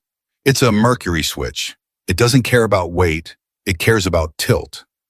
Emily went very still. Which means, Vale said, which means it doesn't matter if you step off, she said slowly. It matters how. There we are. You could step off. I could step off, Vale agreed, if I were very slow and very careful, and if my hands worked, and if my side didn't ache in the cold, and if I hadn't been standing on one spot for 29 minutes at 61 years old. He smiled at her, and it was a real smile, and it was the saddest thing she had ever seen. You want the honest number, 60%, maybe less. I've been recalculating it for half an hour and it goes down every minute. Emily's mouth was dry. Then let me know. Marek, I can brace you. Emily, I can put my shoulder under your arm and we go down together, slow 4 inches at a time, and you don't have to. Emily, Vale said, listen to me. She stopped. You just described in 11 seconds, without thinking about it, a plan to save my life, he said. At personal risk, in a room where I have spent all night doing the worst things I have ever done to you. His voice was almost wondering. That's the answer. That's what I came here for. That's the thing I've needed to know for 4 years. Marek, I didn't make you, he said. God help me. I've been telling myself for 9 years that I made you because if I made you, then all of it was for something, and the 4 of them died for something, and my whole life was a curriculum instead of a crime. He took a breath. But you were always going to do that. You were that when you were 14 and sat with Marlo for an hour while she cried, and I wrote compassion unsuppressed on a form like it was a tumor. I didn't build you, Emily. I just stood in front of you for 8 months and failed to stop you. It's the only true thing I know, Vale said. And it means everything I did was for nothing, and it means I killed 4 children for nothing, and it means I'm exactly what your sergeant thinks I am, and not one thing more. His eyes were bright. And that's fine, he said. That's actually fine. I've had 6 weeks to get comfortable with it. What I couldn't get comfortable with was not knowing. At 0053, Emily said, step off the plate. Emily, step off the plate. Slow, I'll talk you through it. I've got 14 minutes and I've got both hands and I'm 120 pounds and I can hold your whole weight if I have to. And then what? Then you come out with me. To what? Vale said gently. A room. A trial 60 years in a box while men who burned the paperwork explain to a jury that I'm an aberration. He shook his head. Emily, they'll never say the word Blackridge in that courtroom. Not once. They'll charge me with 48 counts of things that have nothing to do with what happened here, and they will make very sure that nobody ever asks why a 14-year-old girl knows where a broken shutter is. Emily's whole body went cold. You'd be the witness, Vale said. Do you understand? The second I'm alive in a courtroom, you're a witness, and the second you're a witness, you're a problem. And the people who put 400 pounds of thermite under a schoolhouse do not tolerate problems. He looked at her steadily. I'm not being noble. I want you to know that. I'm a coward, and I don't want the box. But that's also true, and both things are true at once, and you're old enough now to hold 2 true things. Marek, you know I'm right. I don't care if you're right. Emily, I don't care, she screamed. I have spent 9 years being right. I am so tired of being right. I would trade every correct thing I have ever done for one person who... She stopped. She couldn't finish it. Say it, Vale said quietly. No. Emily, no. I'll say it then. He didn't move. You would trade every correct thing you have ever done for one person who stayed. Emily Carter stood in a mechanical room under a dead city and cried for the first time in 4 years in front of the only person who would ever understand what it was for. At 0056, Vale said, there's a thing I need you to do and you're not going to like it. Don't. It's operational. Marek, don't do the thing where you... There's a hard drive in the assay office, he said, taped under the chair your brother was sitting in. It's got all of it. Every file the program generated between 2015 and 2017. Names, forms, evaluations, the recordings, my notes with all 9 of you.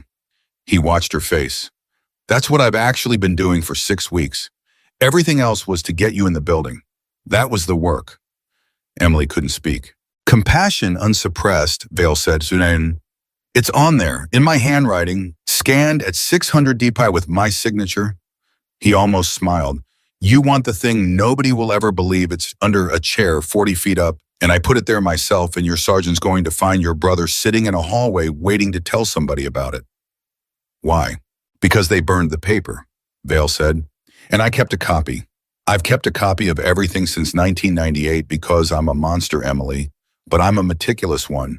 And it turns out the only good thing I've ever done in my life is being a monster who takes notes. Marek, they'll never charge me, he said, but they'll never be able to say it didn't happen either. Not with that, not with the recordings. His voice went very soft. You've spent 4 years looking at a roof from space to prove it was real. Emily, it's under a chair. At 0058, Emily said, you planned all of it. Yes, every part. Emily, I've had 6 weeks. You knew I'd come to level 4. You knew about the door and the code and the fans and the wheel. Yes. You knew Walker would come back. I hoped, Vale said. That one I couldn't calculate. That one I had to hope. Why? And Marek Vale said, because I needed to see it once. Emily's face came apart. I needed to see somebody go back for you, he said. That's all. That's the last thing. I've spent 9 years knowing exactly what you are and exactly what I did, and I could not die without seeing one person on this earth run down a hallway toward you. He was very quiet. He did it at 0028. He put his hands on the bar next to yours and he said, you don't get to do this alone. That's an order. A long breath. Emily, I've never had that. Not once in 61 years. And I watched it happen to you and I have never in my life been so relieved about anything. At 0059, they heard boots in the hallway. That's him, Emily said. That's him. He's early. Of course he's early, Vale said. He's been early all day. It's the only tactical flaw he has, and it's the reason you're alive. Emily looked at the door, then she looked back. Marek. Yes, little ghost. Step off the plate. Emily. Step off the plate, she said, and I'll say it. Vale went absolutely still. Say what, he said. You know what? Emily, you've wanted it for 4 years. You built a city out of it. You killed 4 people to get it. It's one sentence and I've never said it, and you're the only person who'd know what it cost. She was shaking. Step off the plate. Slow. I'll brace you. And when your foot's on the concrete, I'll say it out loud and there'll be a witness in the doorway, and it'll be real. Vale's hands opened and closed. That's the cruelest thing anyone has ever done to me, he said. I learned it from you. Yes, he said, you did. And then Marek Vale, who had never in 40 years been surprised twice in one night, laughed, and it was small and broken and completely human. All right, he said. At 100, Daniel Walker came through the door with his rifle up and stopped dead because Emily Carter was crouched with her shoulder under the arm of the most dangerous man in North America, and both of them were moving 4 inches at a time, and she was talking to him the whole way down in a voice Walker had never heard her use. Left foot, not yet, not yet. Take the weight on me. Marek, take the weight on me. You're not doing it. I can feel it. You're carrying yourself. I'm carrying myself. Stop carrying yourself. Emily, I don't know how. Then learn, she shouted. You've got 4 seconds. Learn. And Marek Vale, 61 years old, let go. He let his whole weight down onto a 19-year-old girl who had shot him through the side 4 years earlier, and she took it all of it, her knee screaming, and her right hand ruined, and her face against his coat, and his foot came up off the plate at 11 degrees of tilt. Nothing happened. Nothing happened for 2 entire seconds. Then something under the floor made a sound like a coin dropping in an empty room. And Marek Vale said, ah. And he looked down at Emily Carter with an expression of the purest, gentlest apology and said, 40 seconds. No, Emily, no. Sergeant, Vale said calmly over her head, take her out of my arms and run north and do not stop for anything. And if she fights you, and she will hit her, and I will not hold it against you, and neither will she. Marek, Emily. He took her face in both hands. His hands were shaking and they were gentle and they had never touched her once in 9 years. Say it. Marek, 40 seconds, we can. Say it, Marek Vale said, please. And Walker was grabbing her and the floor was making a sound, and Emily Carter looked into the face of the man who made her and said the sentence she had been carrying since she was 14 years old. You were right about me, she said, and it wasn't your doing. Vale closed his eyes. Thank you, he said. And he pushed her hard into Daniel Walker's arms and said, run. And Walker ran, and Emily Carter fought him the entire 90 feet of that perfectly straight hallway, screaming a name nobody in the United States government had said out loud in 9 years.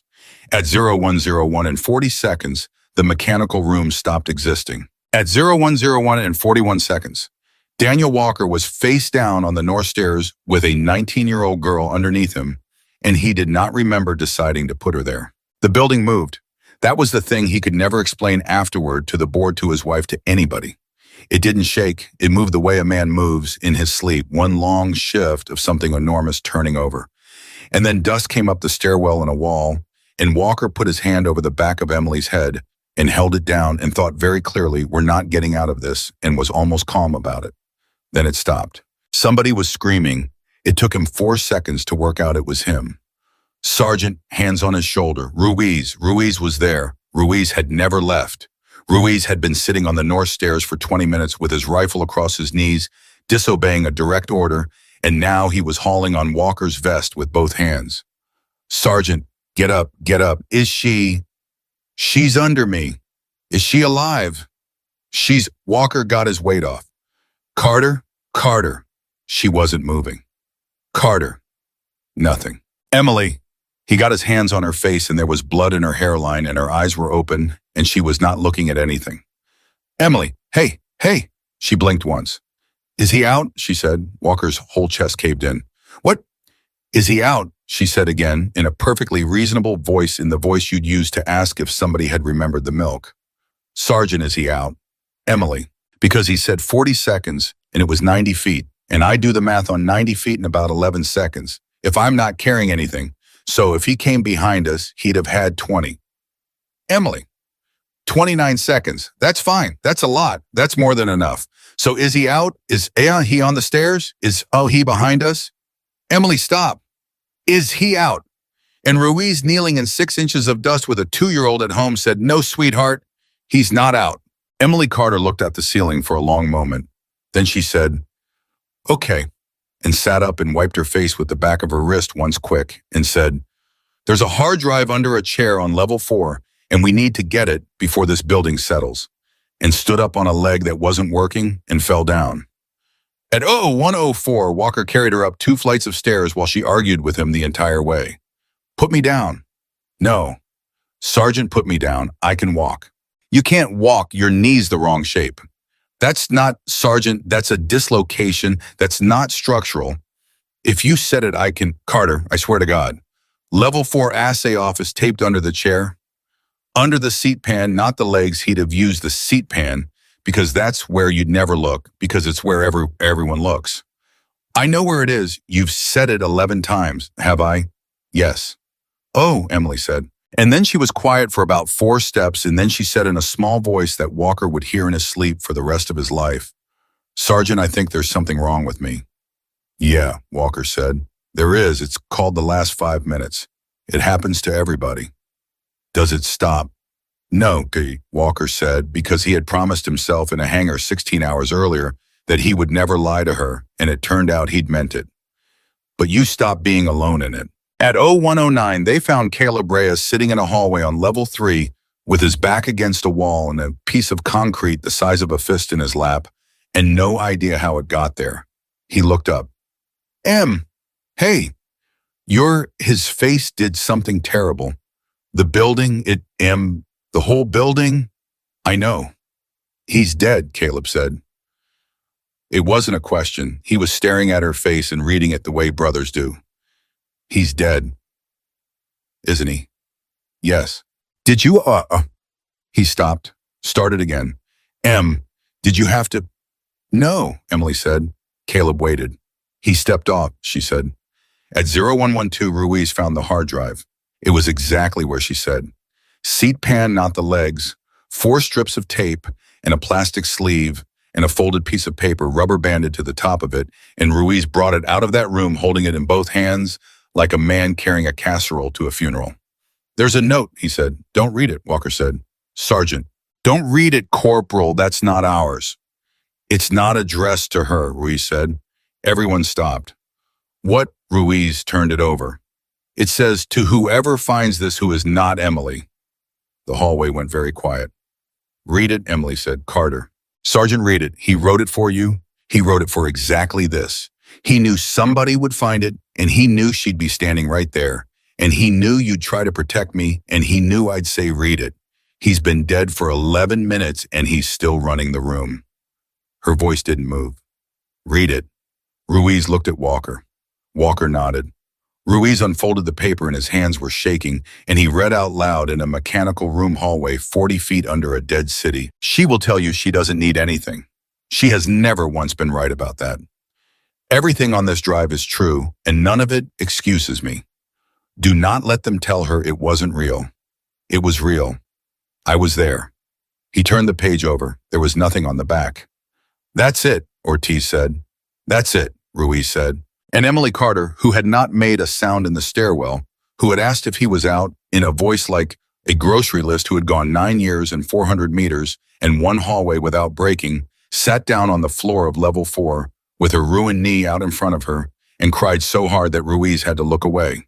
At 0140, they came out of the ground. 61 men were on the trucks, 14 from behind the blast door. 34 of Walker's minus none, which was the number Walker would repeat to himself for the rest of his life at odd moments in the shower, in traffic at his daughter's wedding. Minus none, 34 went in, and 34 came out, and I will never understand it as long as I live.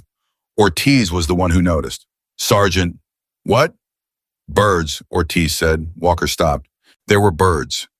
Over the valley in the dark, a whole scattered rising mess of them, hundreds coming up off the ruins, because something enormous had happened underground, and they had finally decided the thing that scared them was gone. Emily was on a stretcher, and she turned her head and watched them. Huh, she said. That was all. That was the only eulogy Marrickville ever got. At 0400, a colonel named Hastings arrived by helicopter, and by 0600, he had taken the hard drive. Walker watched it happen. He was standing in a heated tent with a cup of coffee. He wasn't drinking, and he watched 2 men in clean uniforms put a hard drive in a case, and put the case in a bag, and put the bag in a helicopter, and something in him that had been holding on since the hangar finally let go. Sir, Sergeant, that's evidence. That's classified material recovered from a hostile site, and it's going to a facility where it can be properly evaluated. Hastings didn't even look up. You did good work down there. Sir, there are 9 names on a wall in that building. There is no building, Sergeant. There's a hole. I flew over it. And 5 of them are crossed out, and there's a 19-year-old girl in that tent, and with the knee she'll be feeling when she's 60, and she's the only reason you've got 61 Americans on trucks instead of 61 letters to write Sergeant Walker. And you just put the only proof she exists in a bag. Hastings finally looked at him. Son, he said not unkindly, you've had a night, go sit down. And Walker went and sat down and hated himself for it for 4 months. At 6:20, Emily said from the cot, he copied it. Walker's head came up. What, Sergeant? Her eyes were closed. There was an IV in her arm and her knee was in a brace, and she had refused morphine 3 times, which the medic had described as the single most upsetting thing he'd seen in 11 years of service. Sergeant, listen to me. He kept a copy of everything since 1998. He said that out loud. In the room. Emily, the drive's on a helicopter. A drive is on a helicopter. Walker sat very slowly forward. Say that again. He had 6 weeks, Emily said. He had 6 weeks in a dead city in a working generator, and he was the most meticulous human being who ever drew breath, and you think he made 1 copy. She opened her eyes. Sergeant, he taped it under a chair. Under a chair. That's not where you hide something. That's where you hide something you want found. Her mouth moved almost. That was the decoy. That was for them. He knew they'd take it. He built the whole thing so they'd have something to take.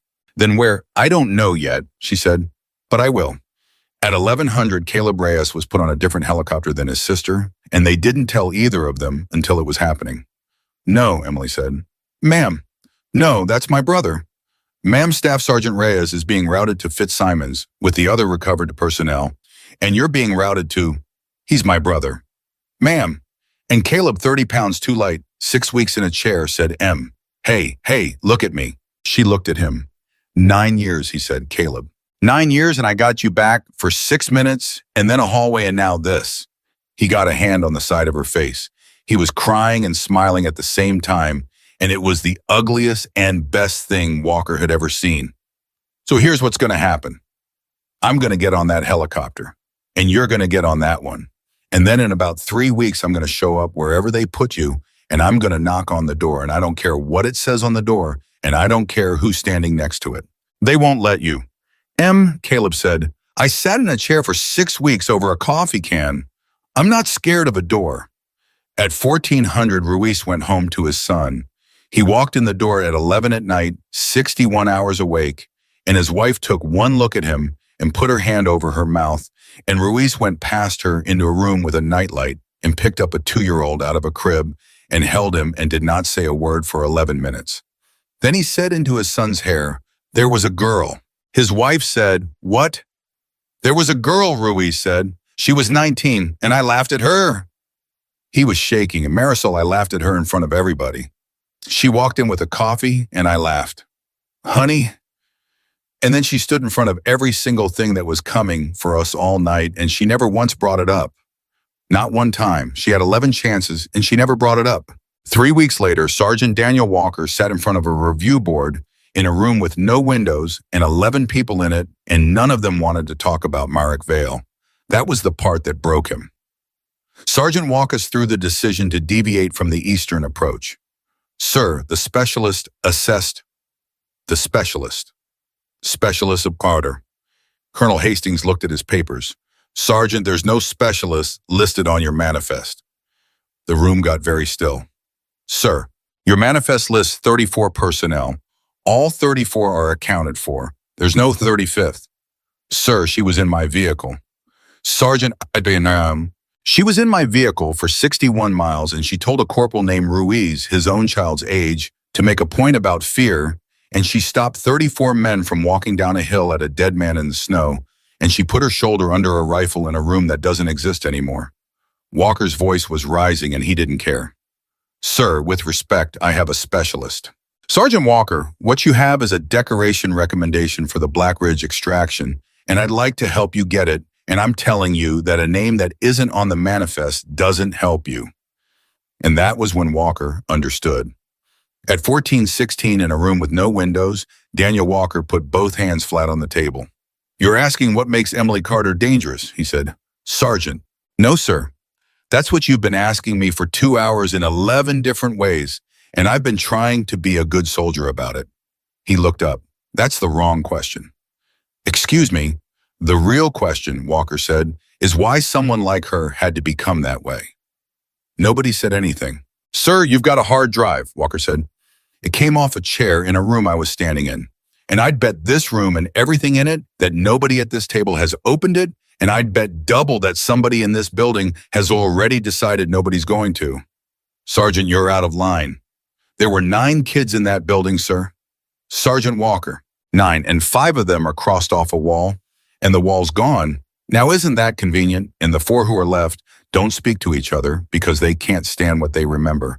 And one of them walked into that city and brought me back 34 men." Walker's eyes were streaming, and his voice was absolutely level. "So you can put whatever you want on the manifest, but somebody in this room knew that building had a keypad on the outside of the dormitory door, and it wasn't me, and it wasn't her, and I've had 3 weeks to think about which one of you it was." The silence went on for 11 seconds. Then a woman at the far end of the table, a civilian, a woman nobody had introduced, said quietly, "It was me." Every head in the room turned. "Dr. Aldous?" Hastings started. "No," she said. "He's earned it. And frankly, so have I." She was about 70. She had a folder in front of her that she hadn't opened all morning, and she opened it now. "I signed the intake authorization for 9 minors in April of 2015, she said. "I was 39 years old, and I believed every word I said in the meeting where I did it." She looked at Walker. "Sergeant, the door came down at 2100 because we told ourselves it was a dormitory. And it was. That's the part nobody understands. It really was a dormitory. That's what makes it obscene." "Doctor, the keypad was on the outside because we were the adults," she said. "That's all. That's the whole crime. There's no cackling. There's no conspiracy. There's a room full of tired people in 2015 deciding that children who can do a thing should be allowed to do the thing, and then a budget, and then a building, and then 9 years of not sleeping." Hastings said, "This is not the forum." "Colonel, there's never been a forum," Aldous said. "That was the design." At 14:31, Dr. Margaret Aldous slid a piece of paper across the table to Daniel Walker. "I want you to know I've had this in my bag for 3 weeks, she said. "I've taken it out 4 times. Walker looked at it. It was a printout, a form, evaluation subject 4C, and there was a handwritten line at the bottom in a hand Walker had never seen, and recognized instantly anyway, because he'd heard the man's voice all night, and this was what it looked like written down. Compassion unsuppressed. Recommend continued monitoring. M. Vale Walker's hands went numb. Where did you get this? It came in the mail, Aldous said, 9 days ago to my house, which is not an address that appears anywhere. That's not possible. Sergeant, it was postmarked the 4th of last month, she said, which is 6 weeks ago, which is before your mission existed. The room went absolutely silent. He mailed it, Walker said. He mailed 41 of them, Aldous said. I've spent 3 weeks finding out. There are 41 people on this earth who were in the room in 2015, and every single one of us got an envelope, and every single envelope had the file of one child in it, and none of us have been able to look each other in the eye since. Why 41? Because that's how many of us there were, she said. He didn't miss anyone. He had a list. He's had the list since 1998. She almost smiled, and it was awful. He was a monster sergeant, but he was a meticulous one. And Daniel Walker started laughing in a room with no windows in front of 11 people and could not stop for almost a minute. He copied it, he said. She said he copied it. She said it at 6 a.m. on a cot with a hole in her knee, and I thought she was concussed. At 14:40, Colonel Hastings said, "This changes nothing about the manifest." And Dr. Aldous said, "Colonel, there are 41 copies of that girl's file sitting in 41 houses in 11 states, and I've spoken to 19 of us, and 11 of those 19 have already spoken to a lawyer." She closed the folder. It changes everything about the manifest. Emily Carter was not in that room. She was 400 miles away in a facility with no name sitting on the edge of a bed, with a brace on her knee, and she had been sitting there for 3 weeks, and nobody had told her anything. And every single day at 1600, a man came in and asked her the same 11 questions in a slightly different order. On day 22, the man didn't come. At 1611, there was a knock on the door. Emily didn't move. There had never been a knock. There had been a lot of doors in her life, and not one of them had ever knocked. The door opened. Caleb Reyes was standing in it. "Hey," he said. Emily stopped breathing. Her mouth wasn't working. "You can't be here. This place doesn't, Caleb, this place doesn't have a name. You can't, her brother said. "I told you, I'm not scared of a door." "How?" "There's a colonel out there who's very upset," Caleb said. "And there's a lady named Aldous standing next to him who's older than dirt and about 11 times scarier, and she said a sentence to him with the word deposition in it, and he went the color of a fish." He shrugged, and it was such an ordinary shrug, such a completely normal thing a brother does in a doorway, that Emily's whole face came apart. "So I walked in." "Caleb, 3 weeks," he said. "I said 3 weeks. It's been 22 days, so technically I'm early, and I want that on the record." And then Emily Carter, 19 years old, who had walked 90 feet down a straight hallway at 2 men on a wheel without slowing down, could not get up off the bed. "Hey," Caleb said, and came in and sat down next to her. Hey, I can't, you don't have to." "Caleb, I can't get up." And he said, "Nobody's asking you to get up. That's the whole point. That's the entire point. That's what I came 400 miles to say. Nobody's asking you to get up." And she leaned over and put her head on her brother's shoulder, and she was there for a very long time. And at some point she said in a voice like a 14-year-old's, his name was Ranger. Caleb went still. "He sat in the driveway at 4:30 because that's when Mom's car came," Emily said into his shoulder. "And after he got hit, you kept looking at the driveway at 4:30 for a month, and you said in the letter that you knew he wasn't coming, and you looked anyway, and you said, I don't know why, I keep doing it, I know he's not coming," and you wrote 3 pages about a dog to a 14-year-old, and I've never forgotten one word of it. Caleb Reyes put his hand on the back of his sister's head. 9 years, he said. 9 years. "You remembered the driveway." "I remembered all of it," Emily said. "That's what I do, Caleb. That's the whole thing they built. I remember all of it." They sat there. Then Caleb said, "You know what he never got, Vale?" "What?" "He read it out loud to make you laugh at it," her brother said. "And it worked for 8 months. And then you took it back to your room and said it to yourself every night for 2 years. He was quiet for a second. "And he handed you the only thing you had in that building, and he never knew. He died not knowing." "He knew," Emily said. "What?" "I told him," she said, "in the room, At about 10 to 1 in the morning, she lifted her head. That's the last thing he ever learned. That's the very last thing that ever went into that man's head, Iman, that he tried to take something from a 14-year-old and instead he gave it to her for the rest of her life. Caleb Reyes stared at his sister. Good, he said. 14 months later, there was a hearing, and it was public, and that was the thing nobody could believe. Not a review board, a hearing, with a stenographer in a gallery and 11 reporters who did not fully understand what they were about to hear, and it happened because 41 envelopes went out in the mail from a dead city 6 weeks before anybody knew there was going to be a mission, and because a woman named Margaret Aldis decided at 70 that she was done, and because 11 of 19 people had already called a lawyer. Daniel Walker testified for 6 hours. Ruiz testified for 2 and cried through most of it and apologized for it, and the chairwoman told him not to. Ortiz testified for 40 minutes and said one sentence that ended up on the front of 4 newspapers. I asked her if she was scared, and she said yes, and that's the first time in my whole life a grown-up told me the truth about anything. And on the 11th day, they called Emily Carter. She was 20 by then. She walked in on a knee that would ache in the cold for 60 years, and she sat down and the room was so quiet you could hear the stenographer breathing. Miss Carter, can you state your name for the record? Emily Carter. And your date of birth? She said it. And in April of 2015, how old were you? 14, the gallery made a sound. Miss Carter, I'm going to ask you a difficult question, and you may take your time. The chairwoman's voice was careful. Did you understand at the time what was being done to you? Emily thought about it. No, ma'am, she said. Do you understand now? Yes, ma'am. Can you describe it? Ma'am. And Emily Carter said, there were 9 of us. 5 of us are dead, 4 of us are alive, and we don't call each other because the only thing we have in common is the worst thing that ever happened to us, and none of us can stand to be reminded that it was real. She kept her hands flat on the table. For 4 years, I looked at satellite pictures of the roof of my own bedroom because it was the only way I could prove to myself I hadn't made it up. There's no paper. You burn the paper.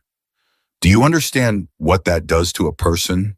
Not the door, not the drills, the burning. You can survive almost anything if somebody will say out loud that it happened. Nobody moved in that room. Miss Carter, the chairwoman said, and her voice wasn't steady anymore. Who said it happened? And Emily said Merrick Vale. The room detonated. It took the chairwoman 90 seconds to get it back. Miss Carter, I want to be certain I understand you. Merrick Vale murdered 4 of the children in that program. Yes, ma'am. He held 48 American servicemen for 6 weeks. He killed one of them on an open radio channel. Yes, ma'am. He held your brother in a chair for 6 weeks. Yes, ma'am. And you're telling this hearing that he's the reason we're sitting here. Yes, ma'am, Emily said. That's exactly what I'm telling you. And I want it in the record that I'd shoot him again tomorrow and that both of those things are true at once, and this room is going to have to learn to hold 2 true things because I've been doing it since I was 14. Nobody breathed. Ma'am, Emily said, he was the worst man I've ever known. He was also the only witness. And you made that, not him. He didn't burn the paper, he kept it. At 16:11 on the 11th day, the chairwoman said, Miss Carter, is there anything else you'd like to say to this body? And Emily said yes. She looked at the 11 of them. You keep asking what EPM breakdown, she said. There's a word that people use, go 17. It's in your files, it's in the recordings. Half the people in this gallery came here to see it walk in and sit down. Her voice didn't rise once. I want to tell you where it came from because nobody in this room knows, and I've never said it. There were 9 of us and we didn't get names, we got numbers. I was 17, not 17 years old. Oh, now in 17, and there was a woman in 2016 who came to observe, and she stood at the back of a room and watched me for 4 hours, and at the end, she said to Marek that one's not even there, she's a ghost, and he wrote it down. Emily's hands were flat and still. That's it. That's the whole origin of the name your enemies are afraid of. A grown woman said a 14-year-old wasn't really in the room, and a man wrote it on a form, and 11 years later there are governments on 3 continents that flinch when they hear it. The silence was total. So when you ask me what I am, Emily Carter said, understand that you're asking me to read you back your own handwritings. At 1614, a man in the gallery stood up and walked out, and it was later established that his name was on the 2015 authorization, and he was not able to finish the day. The hearing ran 19 more weeks. 4 people lost pensions. 2 were charged. Nobody went to prison, which surprised no one, and 11,000 pages of it went into the public record, which surprised everyone. And there is now a document with a case number on it filed in a federal building in Denver that contains a sentence between April 2015 and October 2017. 9 minor children were enrolled in a training program at Blackridge, Colorado. Emily Carter has a printed copy of that page. She keeps it in a drawer. She doesn't read it. She just knows which drawer. She met the other 3 in a diner in Tucson 11 months after the hearing because one of them called and then all of them did, and the 4 of them sat in a booth for 6 hours and did not talk about the building once. They talked about a dog because Emily said, "Okafor, do you still fold your socks in thirds?" And Okafor, who was 26 and had not spoken to another human being about any of it in 9 years, put his face in his hands and laughed until he cried. Daniel Walker retired at 20 years and bought a house in Colorado, which his wife thought was insane, and he never explained it because he couldn't. Ruiz came to the housewarming. So did Ortiz, who was 23 by then, and who had been accepted to a program he wouldn't shut up about, and who had a photograph in his wallet of 34 men in a hangar with one small figure standing at the front, holding a paper cup of gas station coffee. At 1600 on a Saturday, somebody knocked on Walker's door. He opened it. She was standing there with a knee that ached in the cold, and a brother behind her holding a pie, and she said, "Sergeant." And Daniel Walker, who had not cried at his own father's funeral, held the door frame with one hand.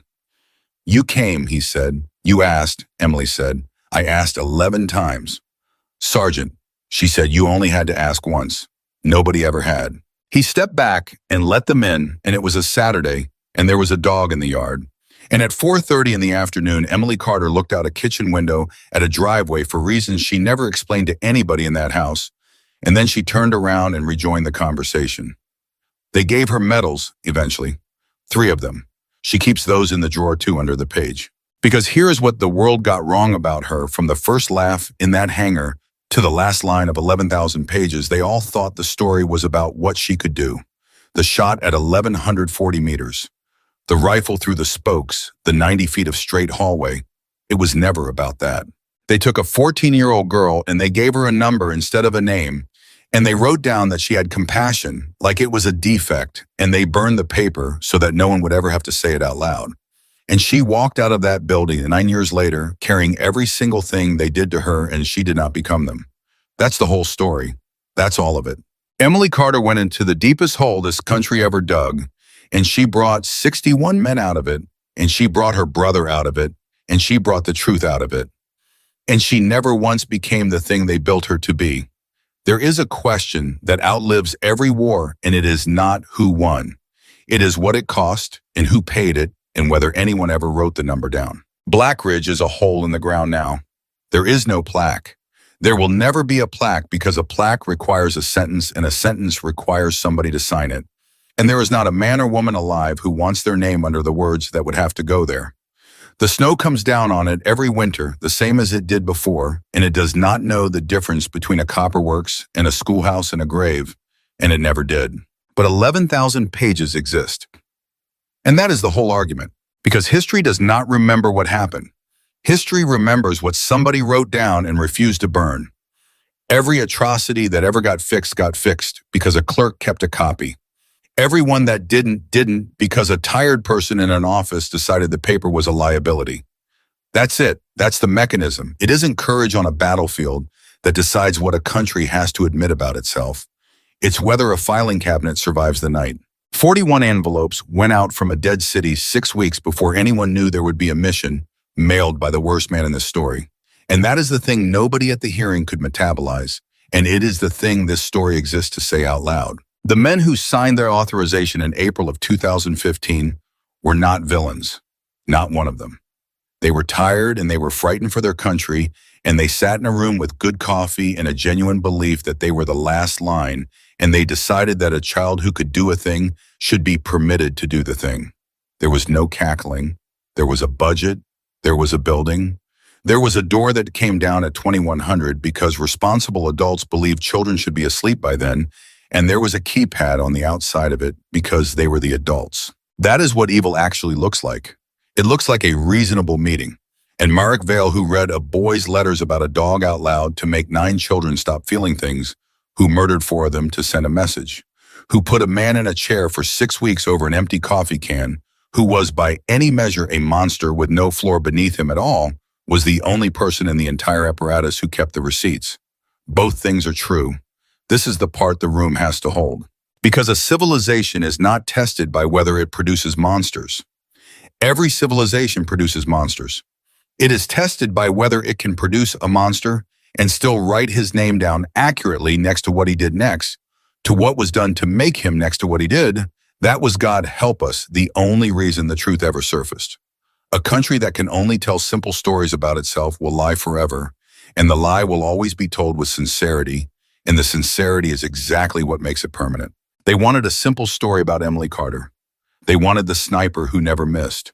They wanted the kid who walked into the impossible and brought everyone home, and they wanted to put a medal on that and go to lunch because that story costs nothing and requires no one to resign. She would not let them have it. That is the actual heroism in this story, and it happened sitting down in a chair with a stenographer at 20 years old. It did not happen at 1,140 meters. It happened when a young woman with a ruined knee looked at 11 people and said, "You are asking me to read you back your own handwriting." Because here is what 9 years in a room teaches you, and it is the only lesson worth carrying out of that whole.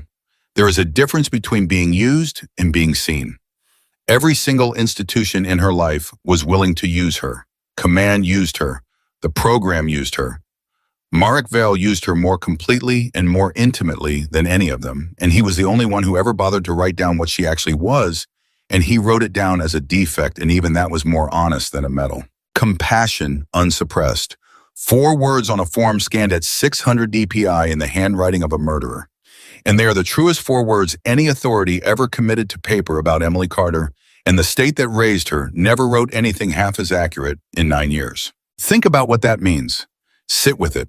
A government that could put 400 pounds of thermite under a building full of children, out of foresight, out of prudence, out of a careful institutional understanding that someday somebody might find out and could not manage a single honest sentence about one of them. It had the imagination to plan the whole. It did not have the imagination to plan the confession. That is not incompetence. That is a value system expressed in concrete. And the deepest thing Vale ever said in a mechanical room at 10 to 1 in the morning with a plate under his foot was not about the wind or the wheel or the rooftop. It was this: I did not know it was a thing a person could do. He had 40 years in a mind that could read a battlefield like a page, and he could not conceive of asking. He had no mechanism for it that didn't involve a hostage. He wanted one person to come and see him, and the only architecture available to him was a siege. That is not a sniper's tragedy. That is a human one, and it is enormously common, and it is happening in some smaller, quieter key in 100 million houses tonight. People who want to be reached and only know how to detonate. People who mistake being needed for being loved because they were never shown the difference. Vale did it with the city and 48 men, and the scale is monstrous, and the shape of it is not exotic at all. The shape of it is ordinary. That's what makes it unbearable. And she would have come.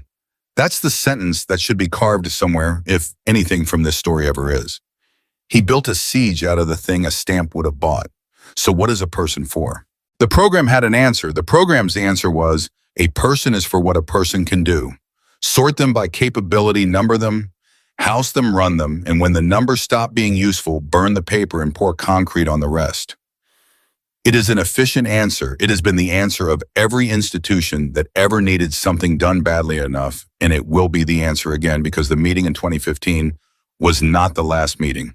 There is a room somewhere right now with good coffee in it and people who love their country and a plan that makes sense on a whiteboard, and the whiteboard is always wiped at the end. Emily Carter's answer was different, and she gave it not in words but by refusing one single time in a mechanical room when it would have been so easy and so justified and so entirely understandable to do otherwise.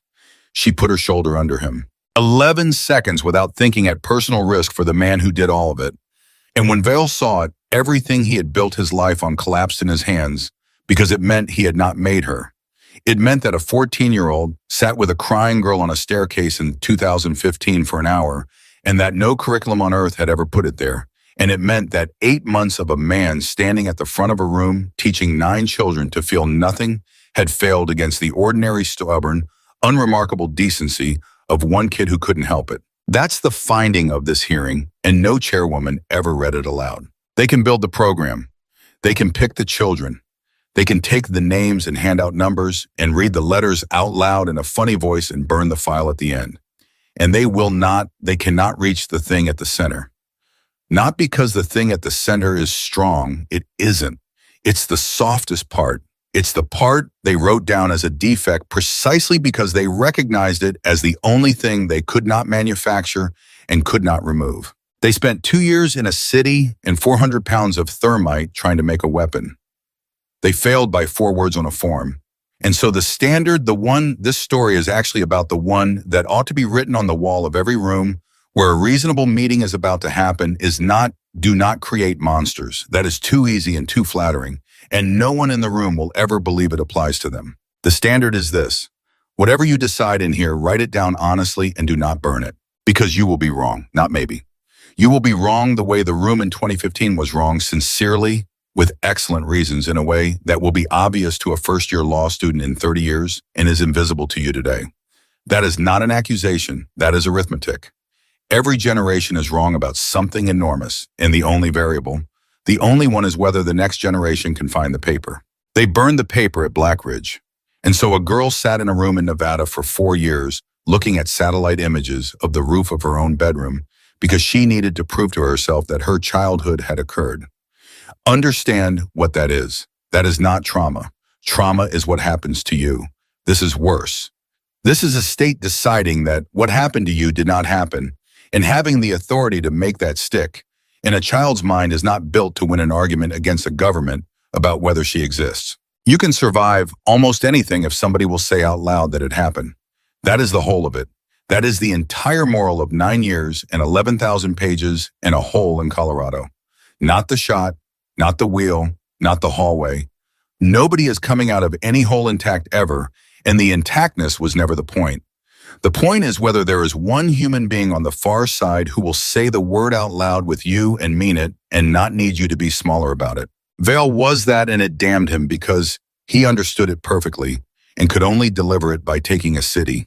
Daniel Walker was that, and it saved her, and all he did was hold out his hand in a room with a bomb under it and say please and come back down a hallway early twice because being early was the only tactical flaw he had. Her brother was that, and all he had was a dog and 3 pages in a driveway at 4:30. None of that is heroic in any way a country knows how to put on a ribbon. It is a man saying, I don't understand, and I'm not leaving. It is a corporal with a 2-year-old crying in a mechanical room saying, I don't want to leave you. It is a 20-year-old telling a room full of newspapers that the first grown-up who ever told him the truth was a 19-year-old girl who admitted she was afraid. Those are the load-bearing acts. Those are the ones that hold the roof up, and no institution has ever once known how to value them, and every institution has been saved by them over and over for as long as there have been institutions. So let the record show what the record shows. Between April 2015 and October 2017, 9 minor children were enrolled in a training program at Blackridge, Colorado. 5 of them are dead. 4 of them are alive, and one of them keeps a printed copy of that sentence in a drawer she doesn't open because she doesn't need to read it. She just needs to know it's there. That is what a country owes anyone it uses.